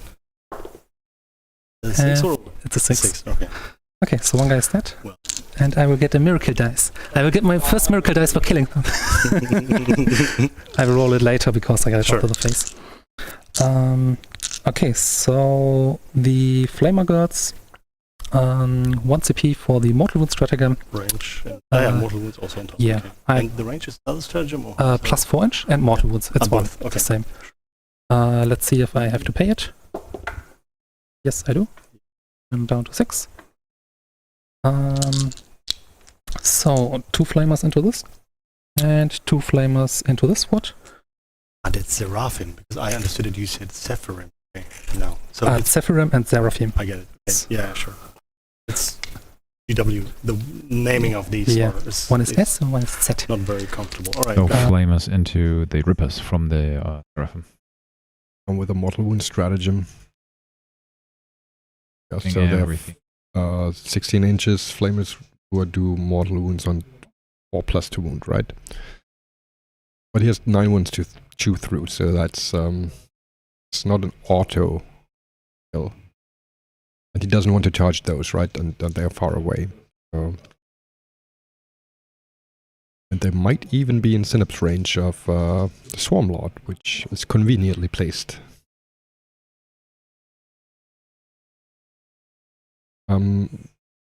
Sebastian's just pointing at the Revenants, or on the home objective here. There. That's Revenants, they moved from here. And then here comes the counter from the Sacrosans and Repentia, who got advance in charge. So he gets the extra movement just to place them here, basically, to have them as an option for following turns. Back movement. Yeah. Yeah, but actually he gives him movement, right? Because he can advance and charge the Repentia, who would have sitting like doing nothing in the back of that corner if he wouldn't have pushed on that objective. Now he gets the charge move as well, right? He gets a Repentia in the middle of the board where they can participate, where they can participate in the game by dying, maybe. On Ripper Swarms. It's very unfortunate for Matthias. Morven Wall cannot see them. This is actually very important for the Stranglehold. Well, he can still. He has 2 units on top here, right? Here, there's 2 units of Seraphim, and they charge the Gene Stealers. They will do some damage, but I think they won't be able to clear them off.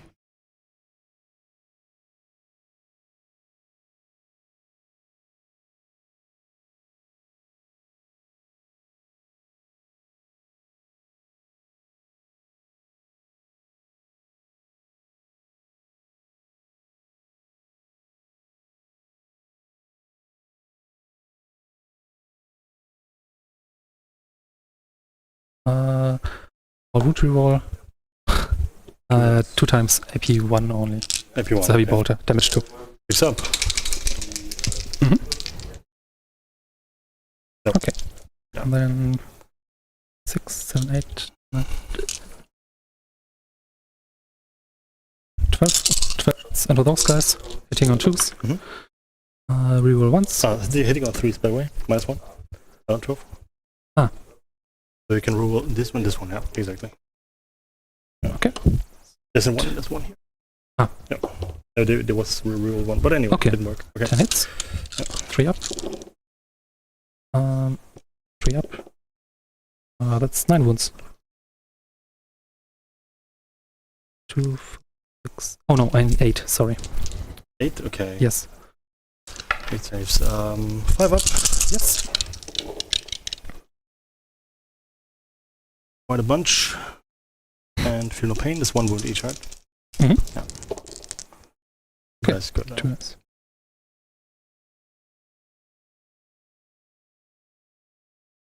Okay. Yep. Oh, Morven Wall killed 3 Gene Stealers. Yeah, he saved Without her 5 shooting. of 8, 5 pass.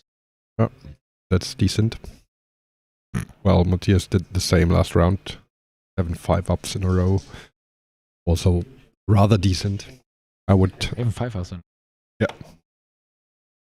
With the stuff on the right hand side here. Retributors and Battle Sisters. So 2 different things.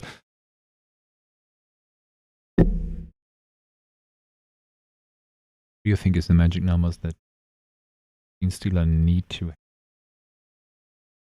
out a punch? I will have to adjust your mic now. It's crazy, it's always going on and off. I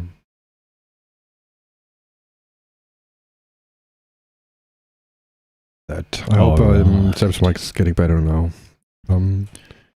Sorry, the question again? The question is, how many Gene Stealers need to be left in each unit to have the unit still do some kind of job other than sitting on an objective? You can still damage a sister squad with 5 Gene Stealers. Okay. They're still potent with +1 to wound, especially. They don't need +1 to wound, do they? Well, they wound it makes a lot. Yeah, okay. That's very good. It's 8:30 has passed. I think we try to resolve the raffle, right? Oh yeah. What's the price? What is the price? I think we start with some stuff from us. That's 10 dice. 10. Oi. So it is 10 That's dice. 10 target priority dice.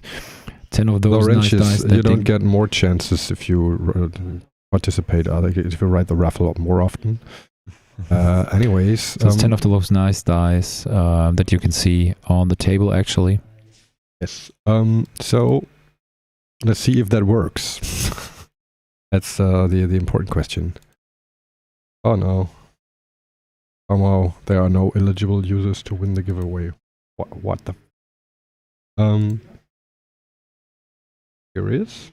Well, then you have to write down all the names, and we have to random it out ourselves. Right.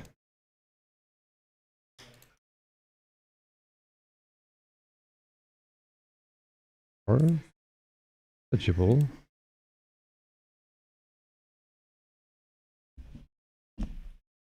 Where is there? I don't get it.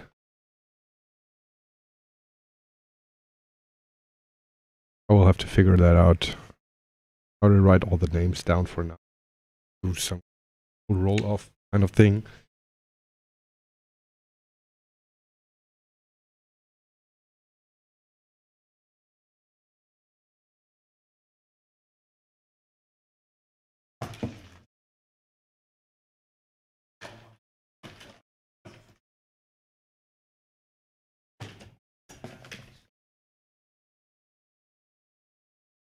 Okay, here we go.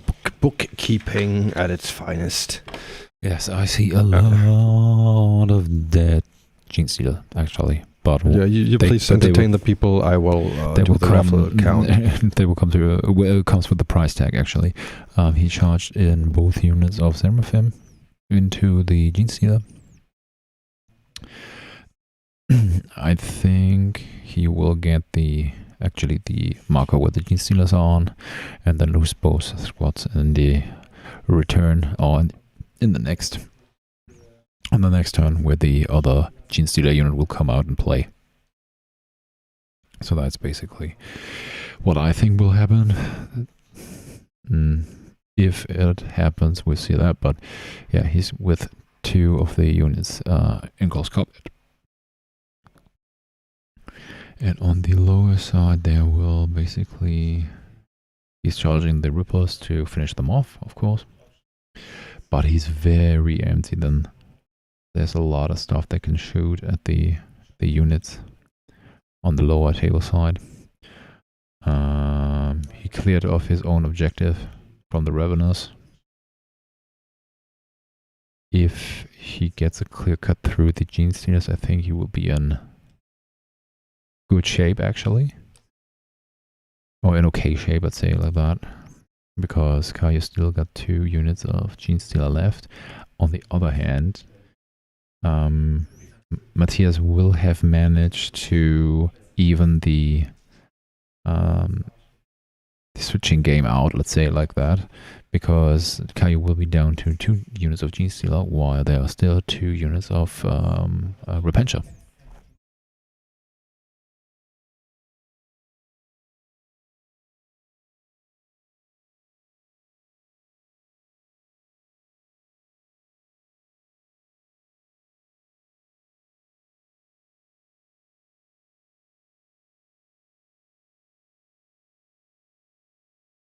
Okay.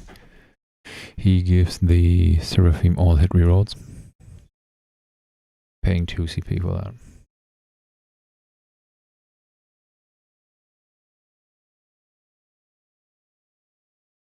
Okay, we have everybody in now.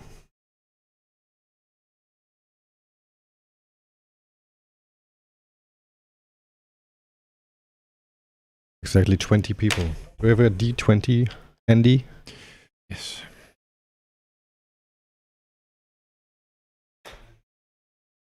We roll it off like a proper tabletop player. Fuck bots. All my homies hate bots. Okay. You like bots? I've already rolled. Yeah. Oh, you rolled. Okay, so It's a 10. it's a 10. And that's Mr. Flippy. Oh, that's me. Great. Not you. It's Oh. Flippy. I'm so Flippy flippy. won the raffle. That's 10 dice, target priority dice. You cannot buy them. You cannot steal them. You can only get them by playing with us or be a Patreon. Or be a Patreon, right. And if you want to become a Patreon, you go directly to patreon.com/targetpriority40k. So if you want to get the dice, you have to be a full member, so that means 10 euros a month for 6 months, and then you get sent over 10 of those nice dice, and each season there will be different dice. We had green ones, we had red ones, and now we have this cool turquoise, brown or orange thingies. And if you do not want to spend that much money, we can totally understand that. But the cool thing is, if you become a Patreon for like 2 euros, then we have monthly raffles as well, together with our friends from Taschengeld.de, which is a great store where you can get your gaming goodies and your miniatures for a lower price than you would get them at the G-Dubs. So go to that page, and each month they basically give us a box of miniatures. So I don't know, some what was the last one we had? We had Incubi. Incubi. We had, Very nice. we had some orcs the last time. We had rubric marines. I know they discover occult terminators and stuff like that. And if you're a Patreon of us, you will on the one side you will get your ticket for the raffle automatically, so you don't have to go to Facebook or Instagram. Right. And you will get additional discount at Taschengeld.de. Additional on top of the cheap price they already have. Awesome. Oh, what did the game do while we were doing stuff? Charges were happening. Charges were happening. I don't think that there was any killing happening. Oh, really? No. Like charges were done on Gene Stealers? He's rolling five ups out of hell, I think. So we had charges here. We had charges here.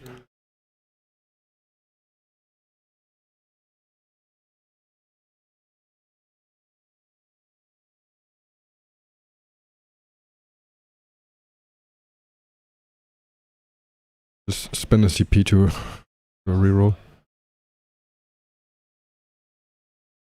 Oh, he. So what happens here is the Seraphim things charged the Gene Stealers and killed all but 2. So he's still with object on that objective. He's still with 1 Ripper on that objective. Okay, so basically Matthias paid everything he got. Yeah, he hit rerolls and stuff. Yeah, CP rerolls. So it came down to the last save that, well, basically made. And he made a bunch of 5-ups there. Yeah. And yeah. All right. So, but why is he gone now? No, it's okay. You just need that one And marker. he's on the objective. Yeah, you only need that one, right? Yeah. So there's still a Gene Stealer on that objective, right? There's no geniuses, all dead.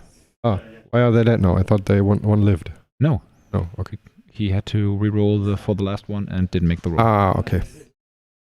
Okay, so that's the big swing, right? That's the swing he needed. That's the stranglehold Yeah, for him. but I'm not sure if it's well, not now. The Rippers are still alive Why are they alive?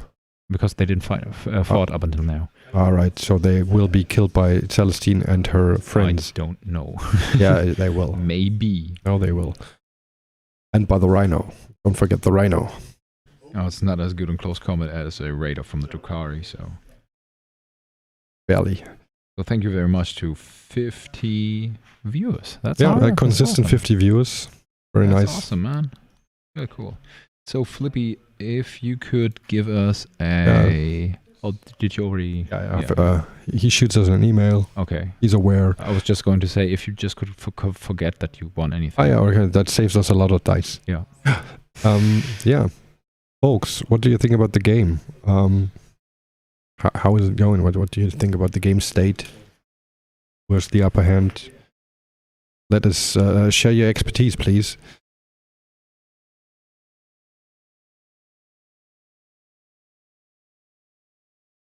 So the Ravenous were killed by Sacrosans, and the Repentia didn't charge, right? They're just hiding behind the billboard. Maybe even out of range from the Hive Guard.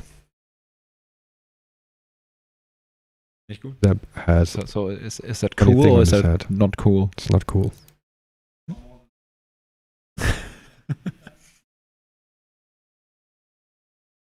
You don't know what cool is. I am cool. True. I am the cool. Yeah, that's how they cool kids say it, right? Yeah. I am the cool and I know a lot about the sex. Yes. So, game has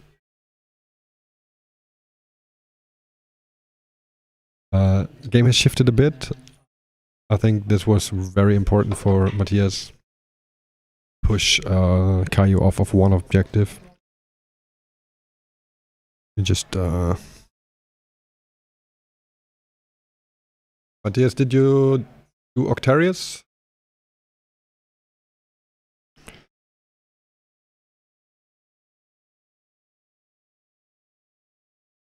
So Octarius has been done for 4 points now.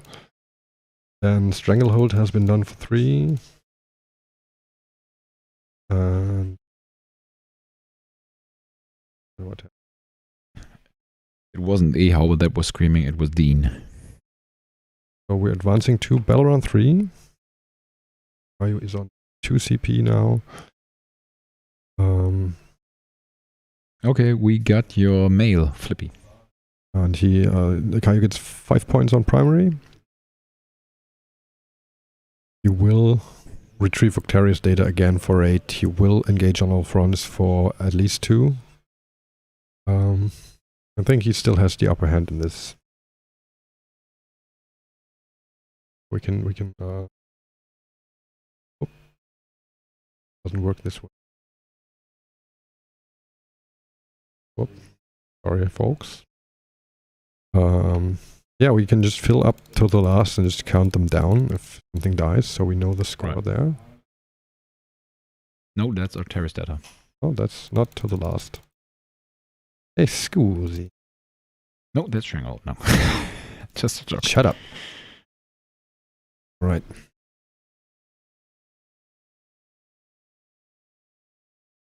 Like this.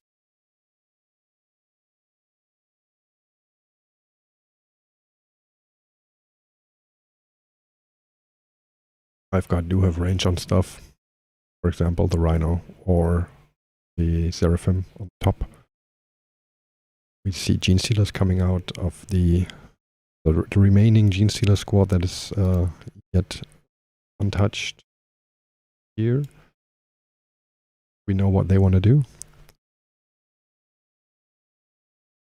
And the 12 or 13 Stealers that are left here, coming out again. They don't have Swarmy is here, so we'll to double move them possibly. So he goes in there and does stuff. So he has to deal with these for sure. He has to deal with that and basically get this objective back in his hands, right? Mm-hmm. To put Matthias on a 0 on primary again and make it harder for him to get the Stranglehold again and push back another time. Yeah.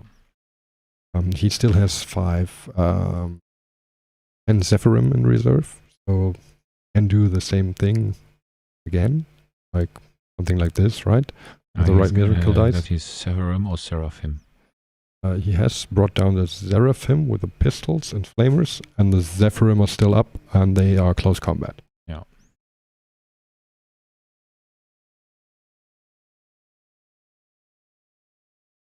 He needs at least 1 good miracle dice for the charge then.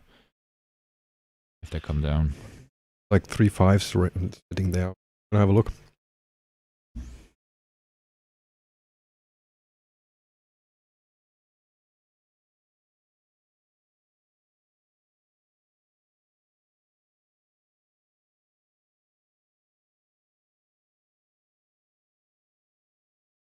Six, a 5, and 2 4s. It's decent.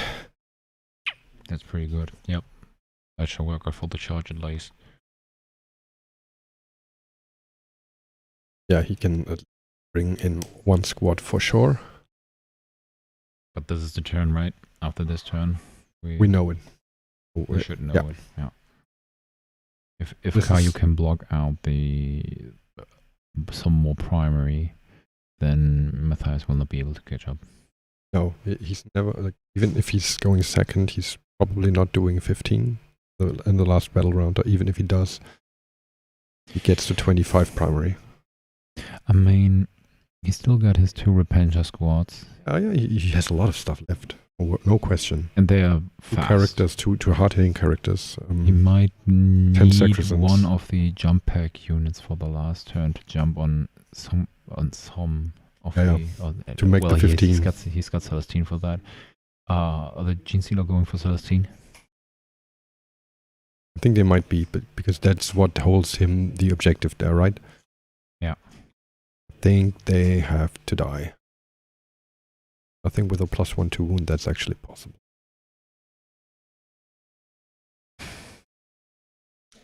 And yeah, well, it all depends on Matthias' luck, right? So if Celestine won't come back, then that's that.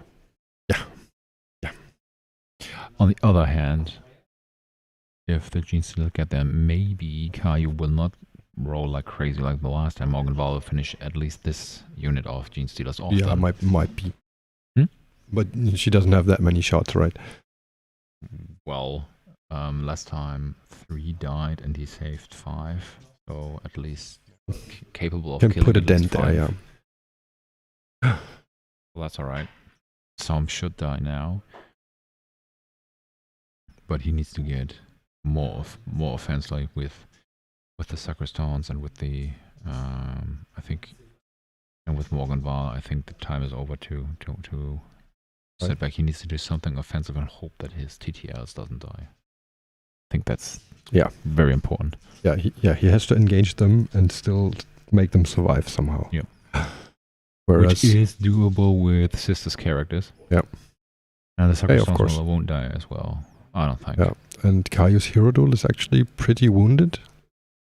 But that's why he plays it as defensive as he does, right? Yeah, but that thing doesn't want to, like, really put Engage its back stuff, out, because no. if Morganval can see them, he'll kill it.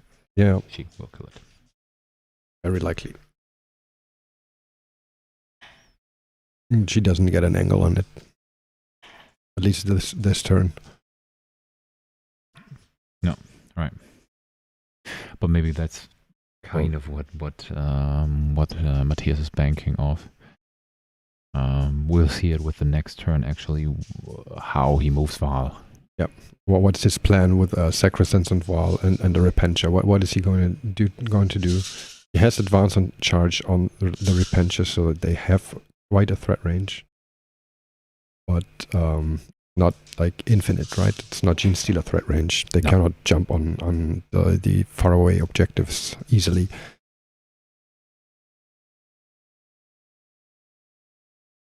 So last Retributor died, and some other model on the right-hand side objective.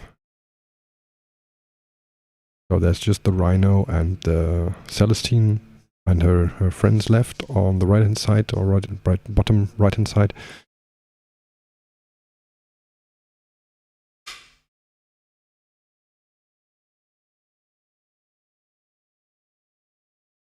The Lictor actually dropped into the bottom left corner. That's interesting. The second Lictor of Caillou. So he's not... Maybe he was not able to put him in the top right to do the Octarius. Or maybe he even has to do Octarius on the bottom left where the Lictor is, and I assume the Lictor did Octarius, and that's the 8 points there.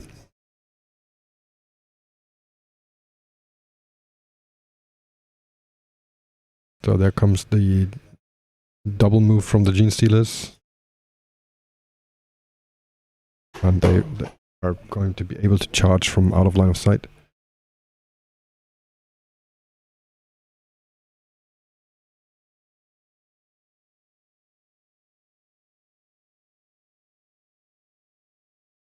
the players again.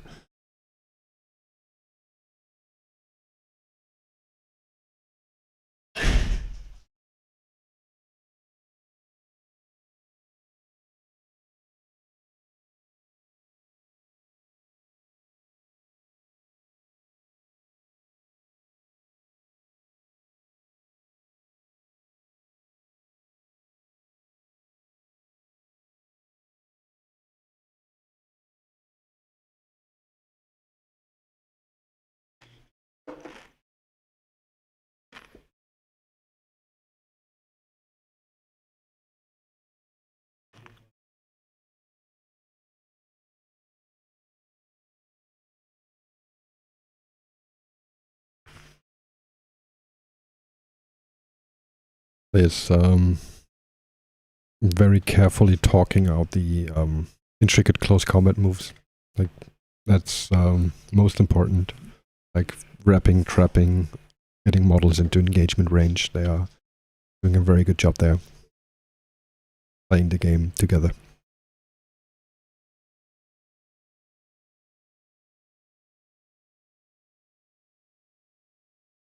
Those people charge. They charge both units. Okay. Or they're fine, but I will still roll for Behemoth.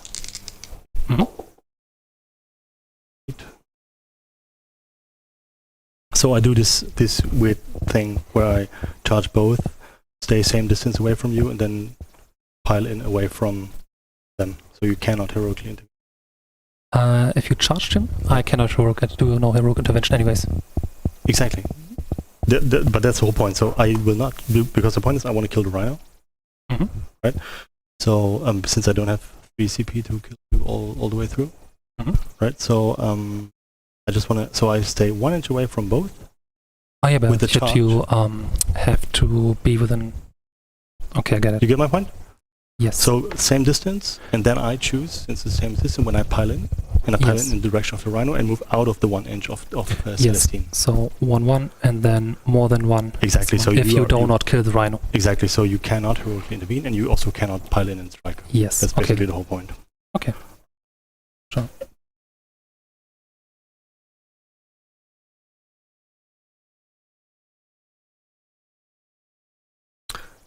So this dude. It only works if you activate them first, right? Exactly. This is why. So I will have to activate.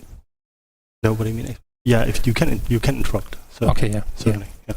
So you have to either do this thing where those guys are safe, or activate them first. Right. And then I can fight with either Celestine or the Zephyrim. Exactly, but this will be like very CP heavy for you because you will have to take 2 for this, and then you will have to invest here to actually have some punch. Okay. Right. So I assume it's going to be okay.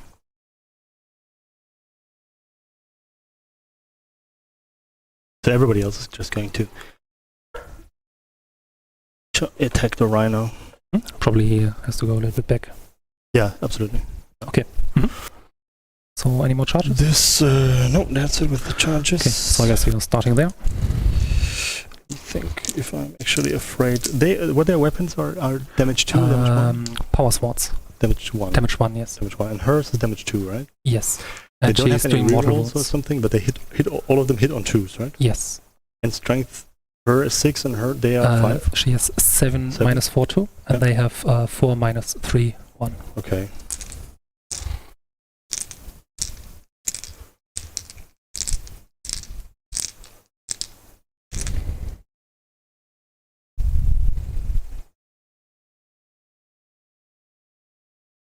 No, starting there. Okay. No, so you can intervene if you want. Yeah, sure. No.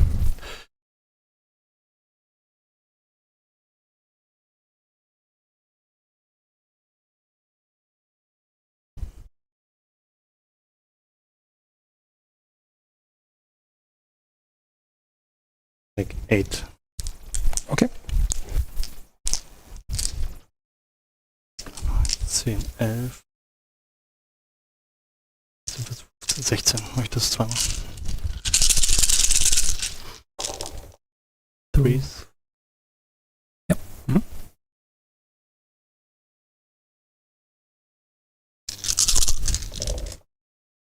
So I'm a red. 4 -1s and 1 -4. 4 -1. So 4 saves. 2 dead. And 1 AP4. 3 dead.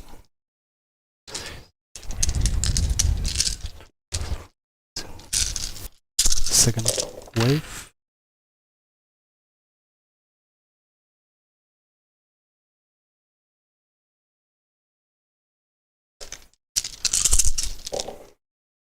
So another rend. 3. Okay, so there are 2 goods left. Yeah. Yeah, first normal guys. 1 girl left. 1 AP4. Is that? Yep. Okay. And you can give me time and I will hit with Celestine. There you go. 6 attacks on the small guards. 2 CP? Yes. Let's see if I have to pay them. I have to pay 1. Yeah. Down to 3. Yeah. But that's because this and then now round 3, right? Where you... Yes. Okay, good. I'll check. Normal guards. 1 extra hit. Yeah. Wounding on force. Yeah. 4? That's 5? 5. 5, okay. 5 inward saves. 2. Okay. 3 go down. Yeah, so 3 dead. Yeah. And Celestine. 1 exploding 6. Yeah. So that's 2 Stays mortal like wounds. Okay. Okay, yeah. And wounding on 3s. 3. 5 more inward saves.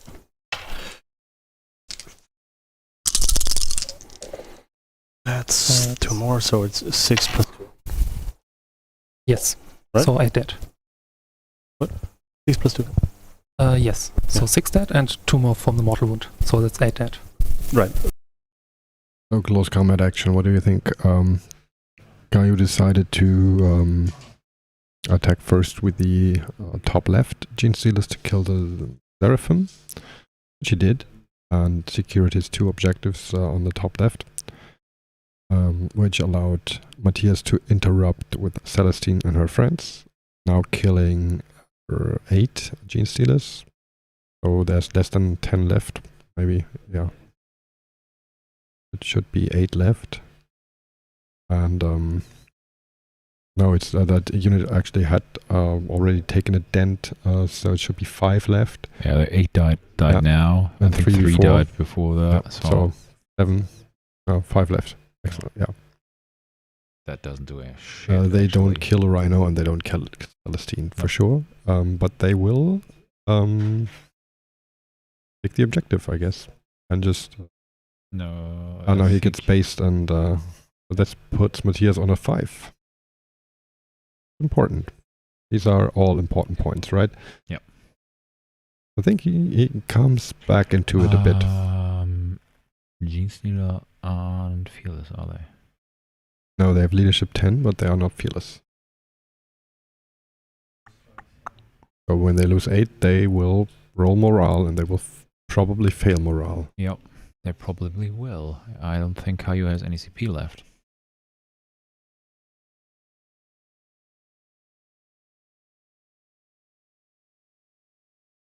Caillou has actually 2 CP left.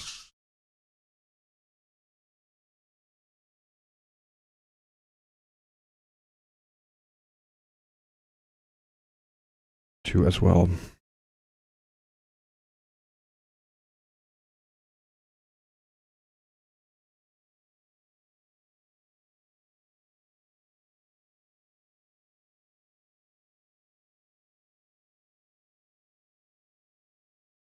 More of the players during shooting and close combat phase. Yeah, we are on a tightrope there because our player audio is not as crisp as we would like to, which might be annoying for those to listen to for longer periods of time. But yeah, we will try to balance that out, like in some way during the tournament.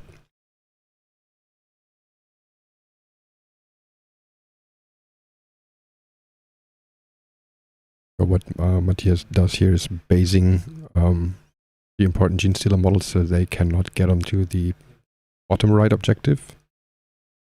They are, however, on the other one where the Rhino is on, so they contest that at least. But this puts Matthias in a good position for Stranglehold again, right? Starts from a better position than last turn. I have to take it on the You have to other, take so- her, right? Okay, so, but that's interesting, because I can still... You can't fight again.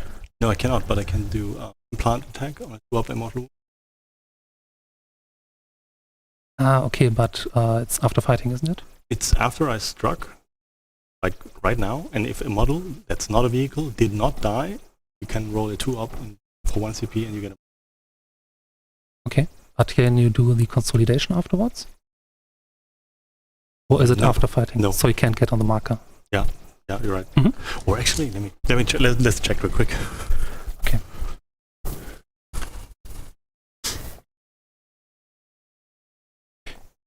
If you want, you can... From your army fights in a fight phase, okay? Roll for each other than a week. Okay, so it is after fighting.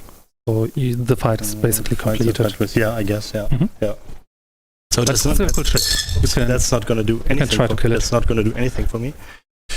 No, so I will leave it just like that. Okay. Then so you have to do leadership for them. No, your Rhino can strike also. Yes. 3 attacks. No hit. Mhm. Okay. So I just roll whatever. I'm good. Right. Is it? okay, scoring for you. Yeah. You did engage for 2 points. Yeah, 2. You didn't try rot this turn. Actually, but what I did is I forgot a few gene sealers here. Ooh, okay.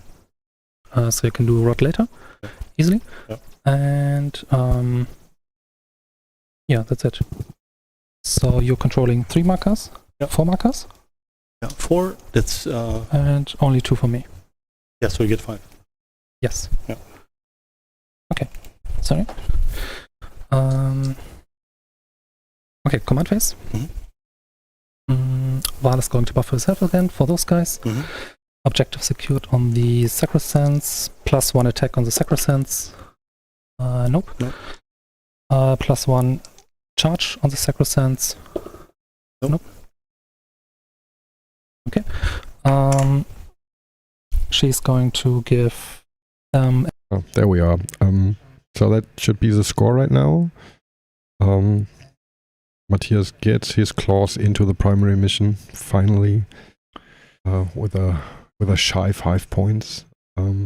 Still, this opens up chances for him, right, to get back into the game. Especially because now he's in a better position Basically all to the, yeah.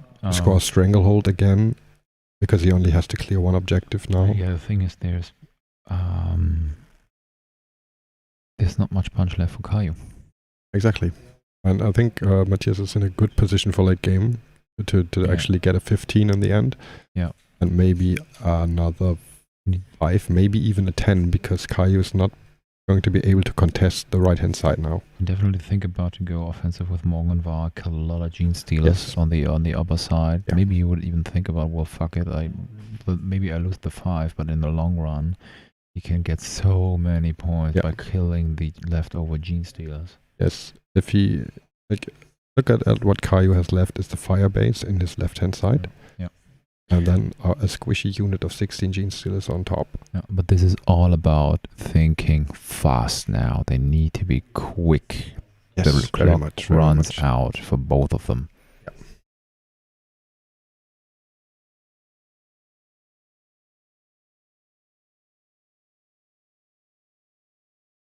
So now there's a lot of room to deep strike as well. That's oh, camera shake.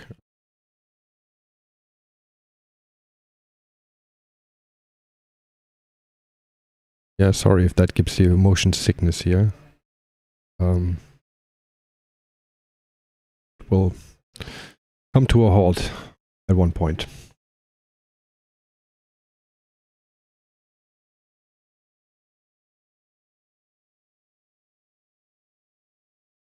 So Matthias figuring out his deep strikes right now. being able to charge the Hive Guard actually could be more than big, because that's, well, a good part of the punch that Caillou has left. I very like how this game shifts. Yes. And how much movement there is, and Matthias plays. Do you think it will only shift cautiously? Do you think it will shift only once more, or? This depends on if Caillou somehow manages to get pressure on the right hand side again. I don't think he will. He got nothing left that can do pressure on Exactly. on the lower side. It really depends on how many Gene Stealers will live after this turn. Yeah, and Caillou has also a problem with engage on all fronts now. Yes. To actually get over there with close combat units. Did he? Well, he did do the Octarius data in most of. Did he already do the Octarius data in the upper left-hand corner? Upper left, yes. Yes? I think so, with the Gene Stealers. I think he has the top right. So the enemy deployment zone left. But the Gene Stealers, when did he do that? They didn't do shit. Turn 2. Alright. Okay, so the next girls are coming in. I'm pretty sure Morgan Wall will head out there as well. He's not going to charge No, but he will be able to shoot. much longer. Well, he has an 11 in Miracle Dice lying there. Not a problem, maybe. Not only that the charge is longer, but this would certainly clear out some angles where one of the units might not be able to shoot, actually. But apparently he keeps Morgenval in the back. Yep.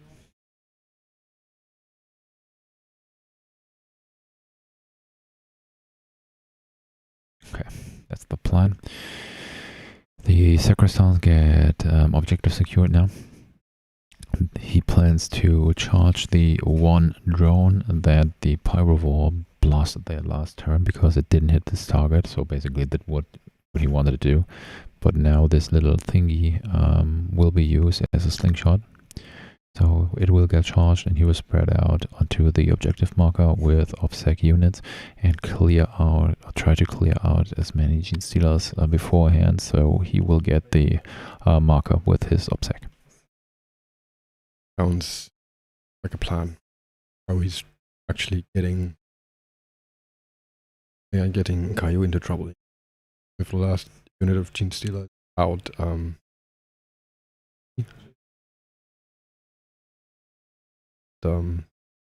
ability to play the mission effectively. Yeah, but as we said, this Battle Round 3 will tell us in which way this game swings.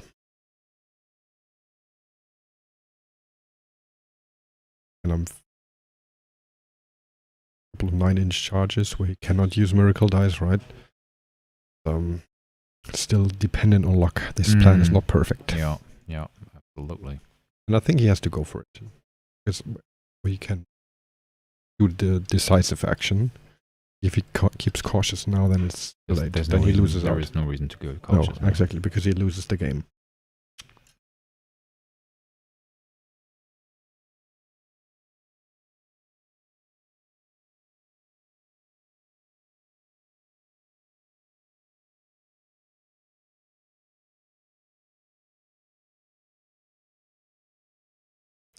It's breachable.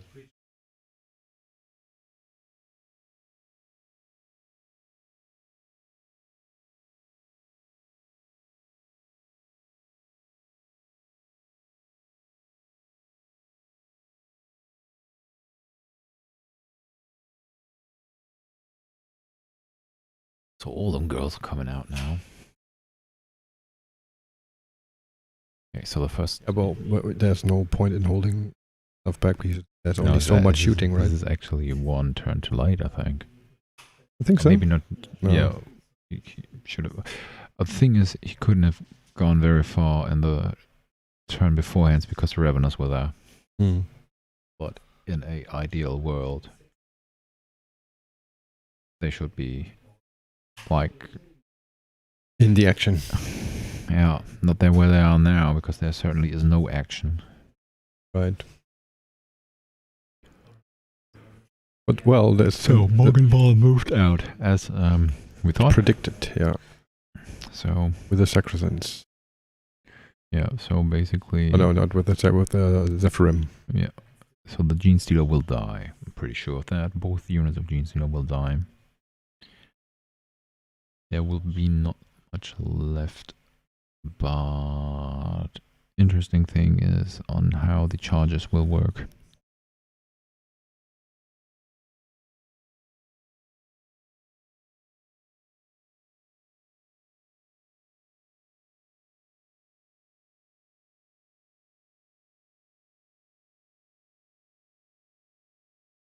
But Fallback Charge for Sisters? Glaub 2.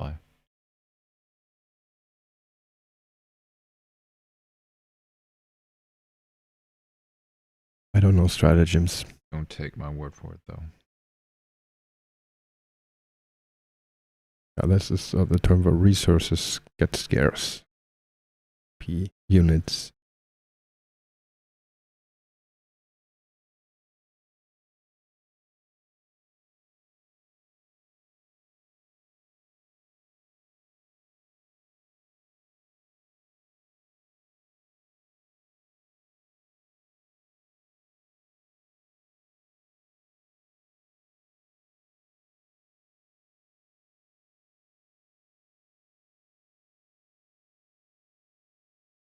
Will I use 1 CP for it? How many can I see? Can see a lot. Don't have so many range. Okay. I will use 1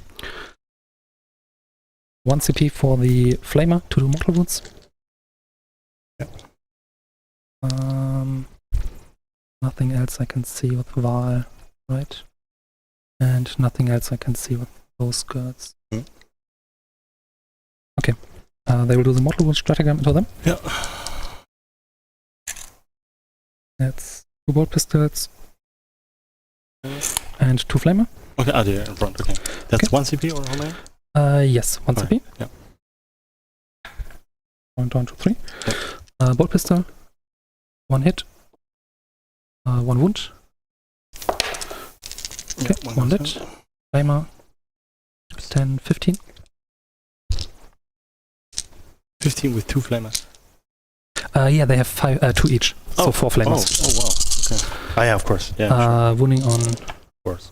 Yes, reroll once. Oh, that's bad. So 2 6? for 6. Okay. Give you 10. Yeah, 6 it is, I guess. And 3 more additional mortal wounds. Okay, okay. So 3.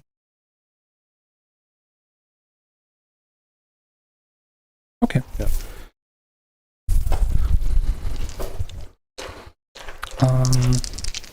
The Rhino will shoot into the Gene Stealers. Yeah.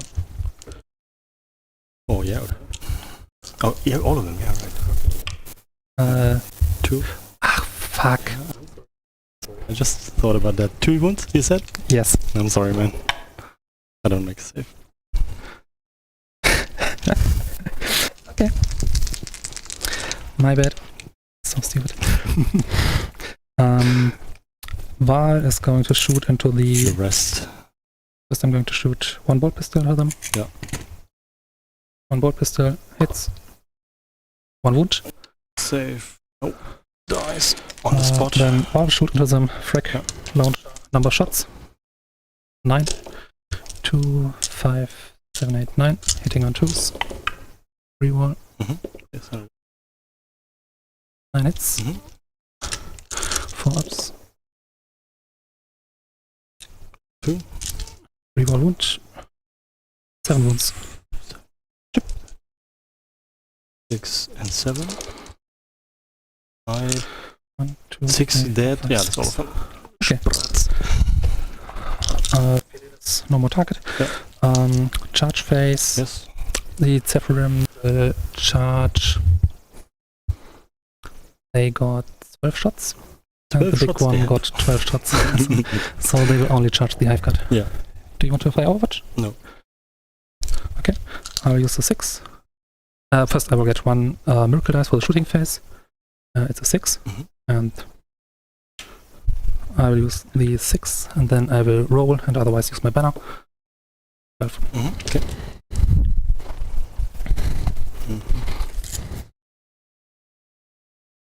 Ja, der hat mit dem Reno auf die Jeans-Hülle geschossen. Dann kommt er jetzt nicht mehr ran. Kompensiert.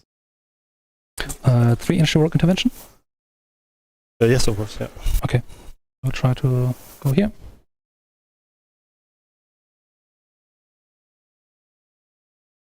No, there was a tiny missed opportunity there, like shooting with pistols from Celestine, killed the Gene Stealers on the Rhino, No, the Rhino shot actually. or the Rhino shot, and so the Repentia cannot charge. Yeah, so anymore. Well, the that's Gene Stealer will die this turn no matter what, but the Repentia are in a place where they don't want to be.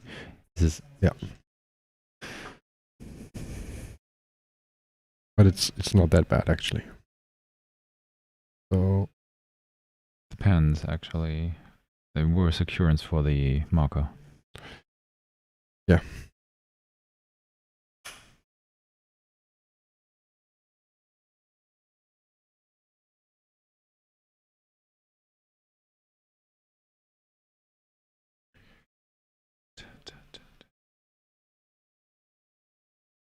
Did the Sacristans charge the lictor that's there, or I cannot see it?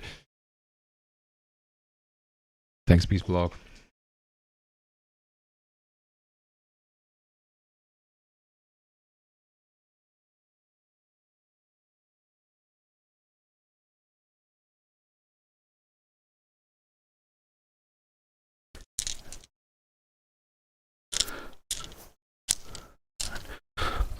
One die is missing somewhere. They will. Oh no, it's another one. Yeah, Paladin? there. Ah, thanks. Like Paladin, outside of one from this guy. Yeah.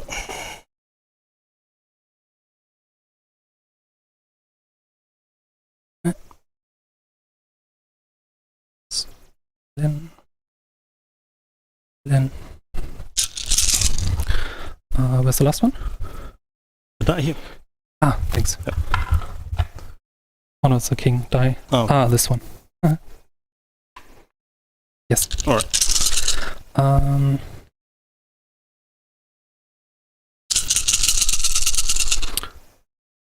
I will use all again.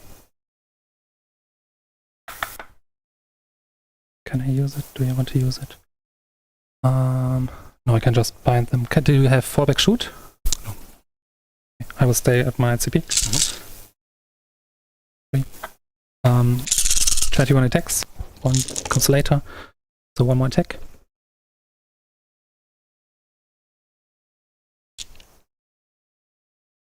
One exploding, 2 exploding 6s.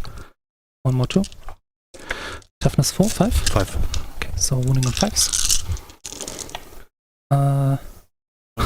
Well, 2, 4, 6, 8, 10, 11 times AP4. Damage 2 or damage 1? Damage 1. Okay. 11, 11 AP4. of course. So 3 dead and... Alright, I guess. Okay, I take the one in the middle, of course. Yes. I actually managed. That was a quite decent wound roll. I don't know, maybe 16 dice, 11 5-ups with -4, killing a lot of Hive Guard. Or killing 3 and wounding 1.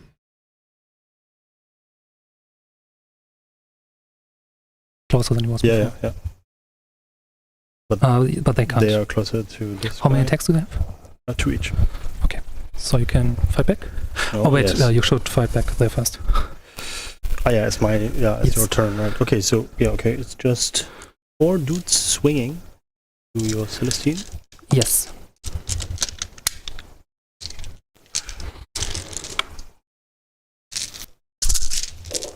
Twelve.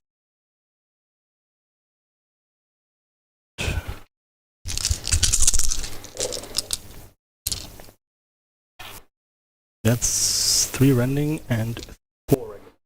Okay. Regulars 4 up, 3 up. Sorry. 1 dead, 1 wound, and 4 rending. No, it's the other way around actually. No, it's 3 rending. You did correct. And So, 3 rending, yeah. 4 ups. So she's dead. She's losing 1 wound. Yeah. Okay. They're characters, right? Yes, she's a character within 3. Okay. No, I mean they are also characters. Yes. But it's a unit of 1 character. Doesn't matter. It's for different purposes. I spend 1 CP, and I regain, if I kill a character with a Gene Stealer, I regain D3 CP. If I kill a character. Okay. Yeah, 2 CP more, so I'm back at 3. Okay. So 6 attacks on Celestine. Hitting on 2s. I will do the first 5 hits. That's 3 hits. How many do you have left? 1, 2, 3, 4. Okay. And for the last one, I will use a Miracle Die 6, and they are all dead. Because she's doing 2 mortal wounds each. For the last hit, I only rolled 5 hits. Okay. Okay, so they are all dead.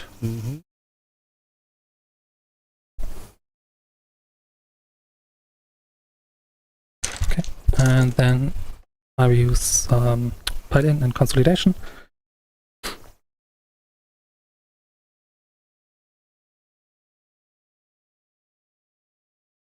Pile-In, Consolidation. Bottom of 3. And a lot bottom happened. of the barrel for Tyranids. I think so. I think so. And there's what the movement predicted this, right? The movement said, well, I'm going for it now. And we are in a game state now where Tyranids just don't have enough left to regain board control. Yeah. And the board is now completely destroyed. So what happened is the top left-hand Gene Stealers killed by shooting in close combat. For the sisters. Gene Stealers in close combat with the Rhino were killed by Celestine, even though they did kill her Gemini and gained a CP by killing them. And Zephyrin went into the Hive Guard and just wrecked So we are on 3 of them. towards turn 4. Both players have 10 and 9 minutes left, so it might get rather hectic now, but I don't think Kaio needs to get hectic because he doesn't have that many models.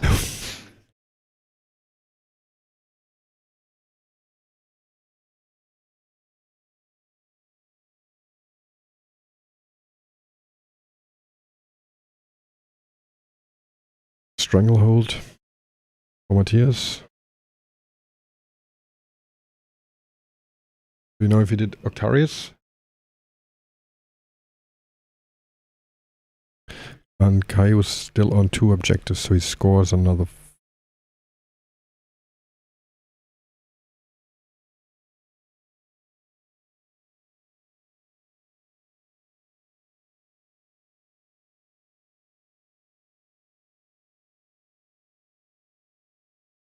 It's fine, man.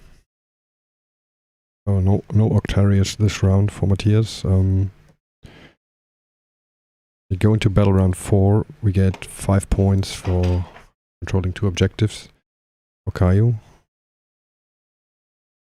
He does get a CP. And well, he will have problem scoring engage.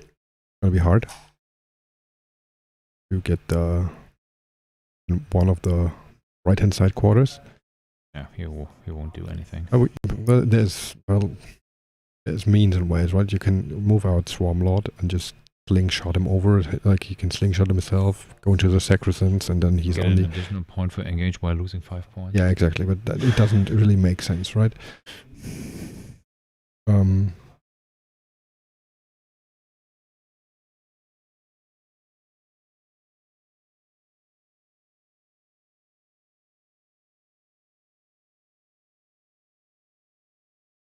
Now these objectives on the right hand side are now all Matthias's because you keep the objectives even if you move off, right? Yeah.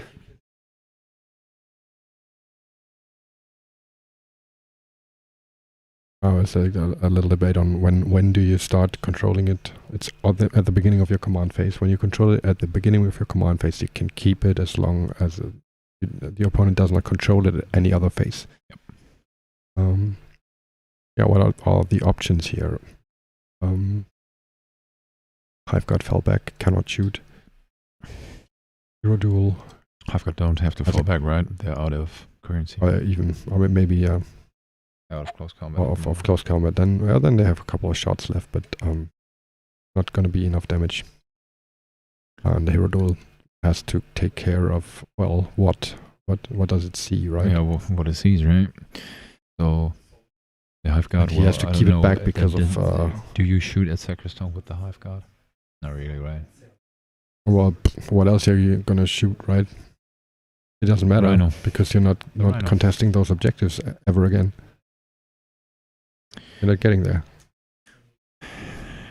But does he? Yeah, but if the Rhino dies, then he will not get he will not have the marker at the start of its command phase, so he cannot move just away from it to go on other markers. Oh yeah, so that stays clear. Yeah. So he basically what he does is shoot the Rhino. If he shoots the Rhino and destroys it, then Celestine needs to stay back. Yeah. And he's not on the other one as well to claim it, right? Right. Yeah, that's important.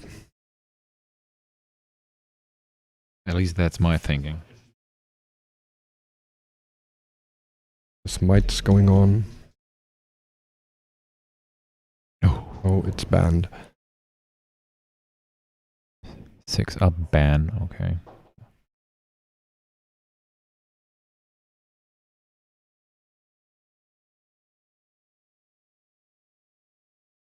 I think Arius is a problem, or it might be that we have to clarify that Caio did with the Ravenous, did Octarius in the Matthias' zone with a double move, so he could have done that. And then it's only the left upper left side left where the Lictor is now, and he can do Octarius there. Yeah, which would be quite nice. And Matthias has which quarters left? At least the bottom left and probably the top left as well, right? That can be the Sacrisans.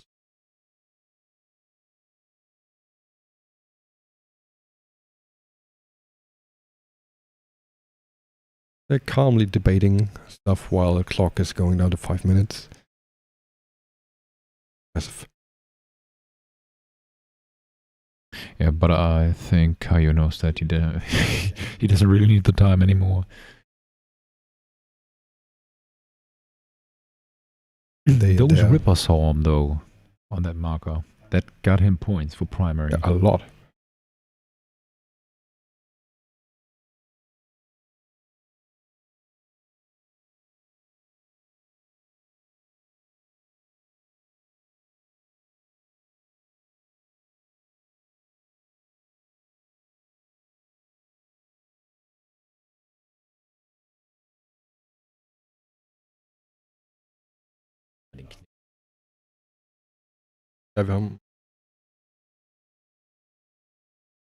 We have food problems.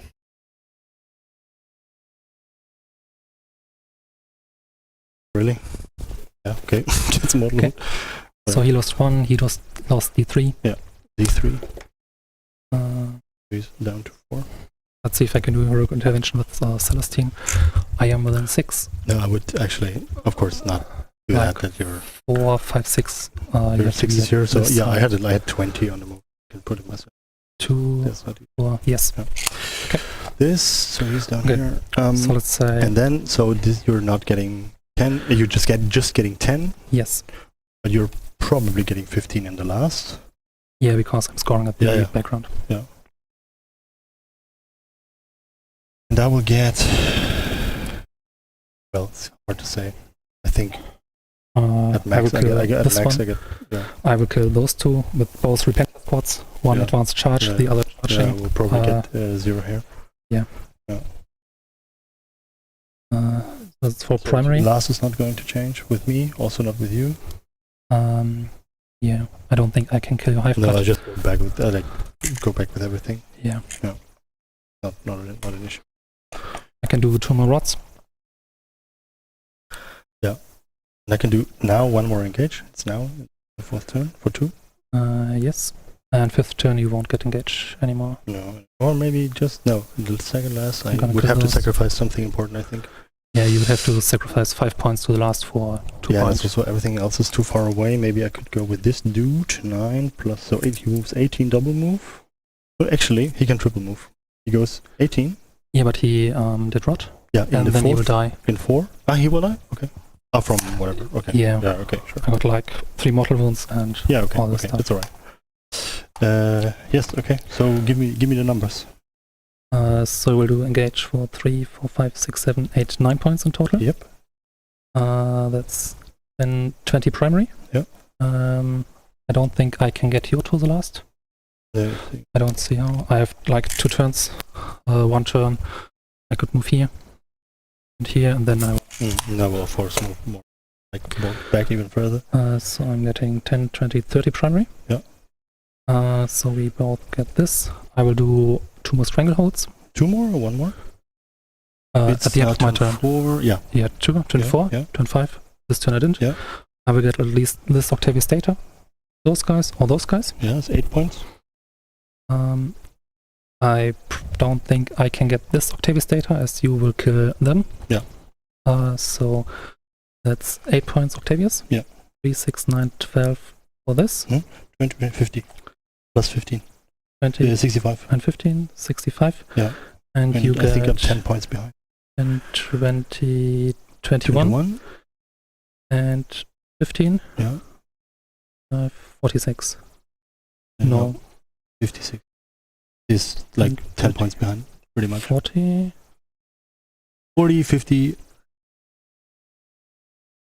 I'm tired. I was writing on my thesis all Yeah, night. 56. Yeah.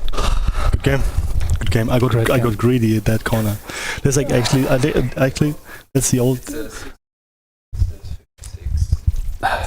Actually, 5, 5, 6. I think I fucked this up big time because I should have gone just for them, right? Yes. And not for them, and just leave this crap all alone in this corner and Yeah, just that's- focus and stay here and wait for things to happen. Yeah. I would have been much better. Actually, absolutely. turn 1, my Rhino, I misplaced it. I Yeah. had to move it a little bit more here Yeah. or like this Yeah, to make but or back and let your Hive Guard shoot. Yeah. And this one I really fucked up. but this one was way bigger, I think. And then I played them way too defensive. Yeah. I had to move out 1 turn earlier. Exactly, because I don't have enough stuff to kill actually all of Yeah. this, all of the things. So, the game came to a conclusion. That was a beautiful game of 40k, which Matthias could decide for himself. The final result is 56 for Tyranids, 65 for Sisters of Battle. Super interesting game.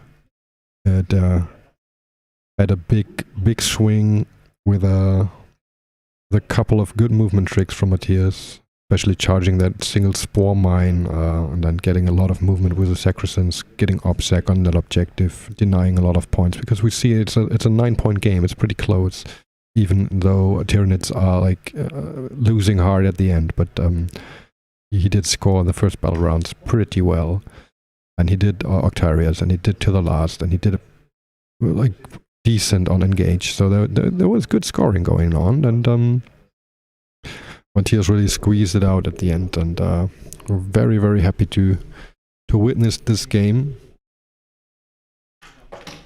And yeah, It was Yeah. great fun. it was great fun. Yes.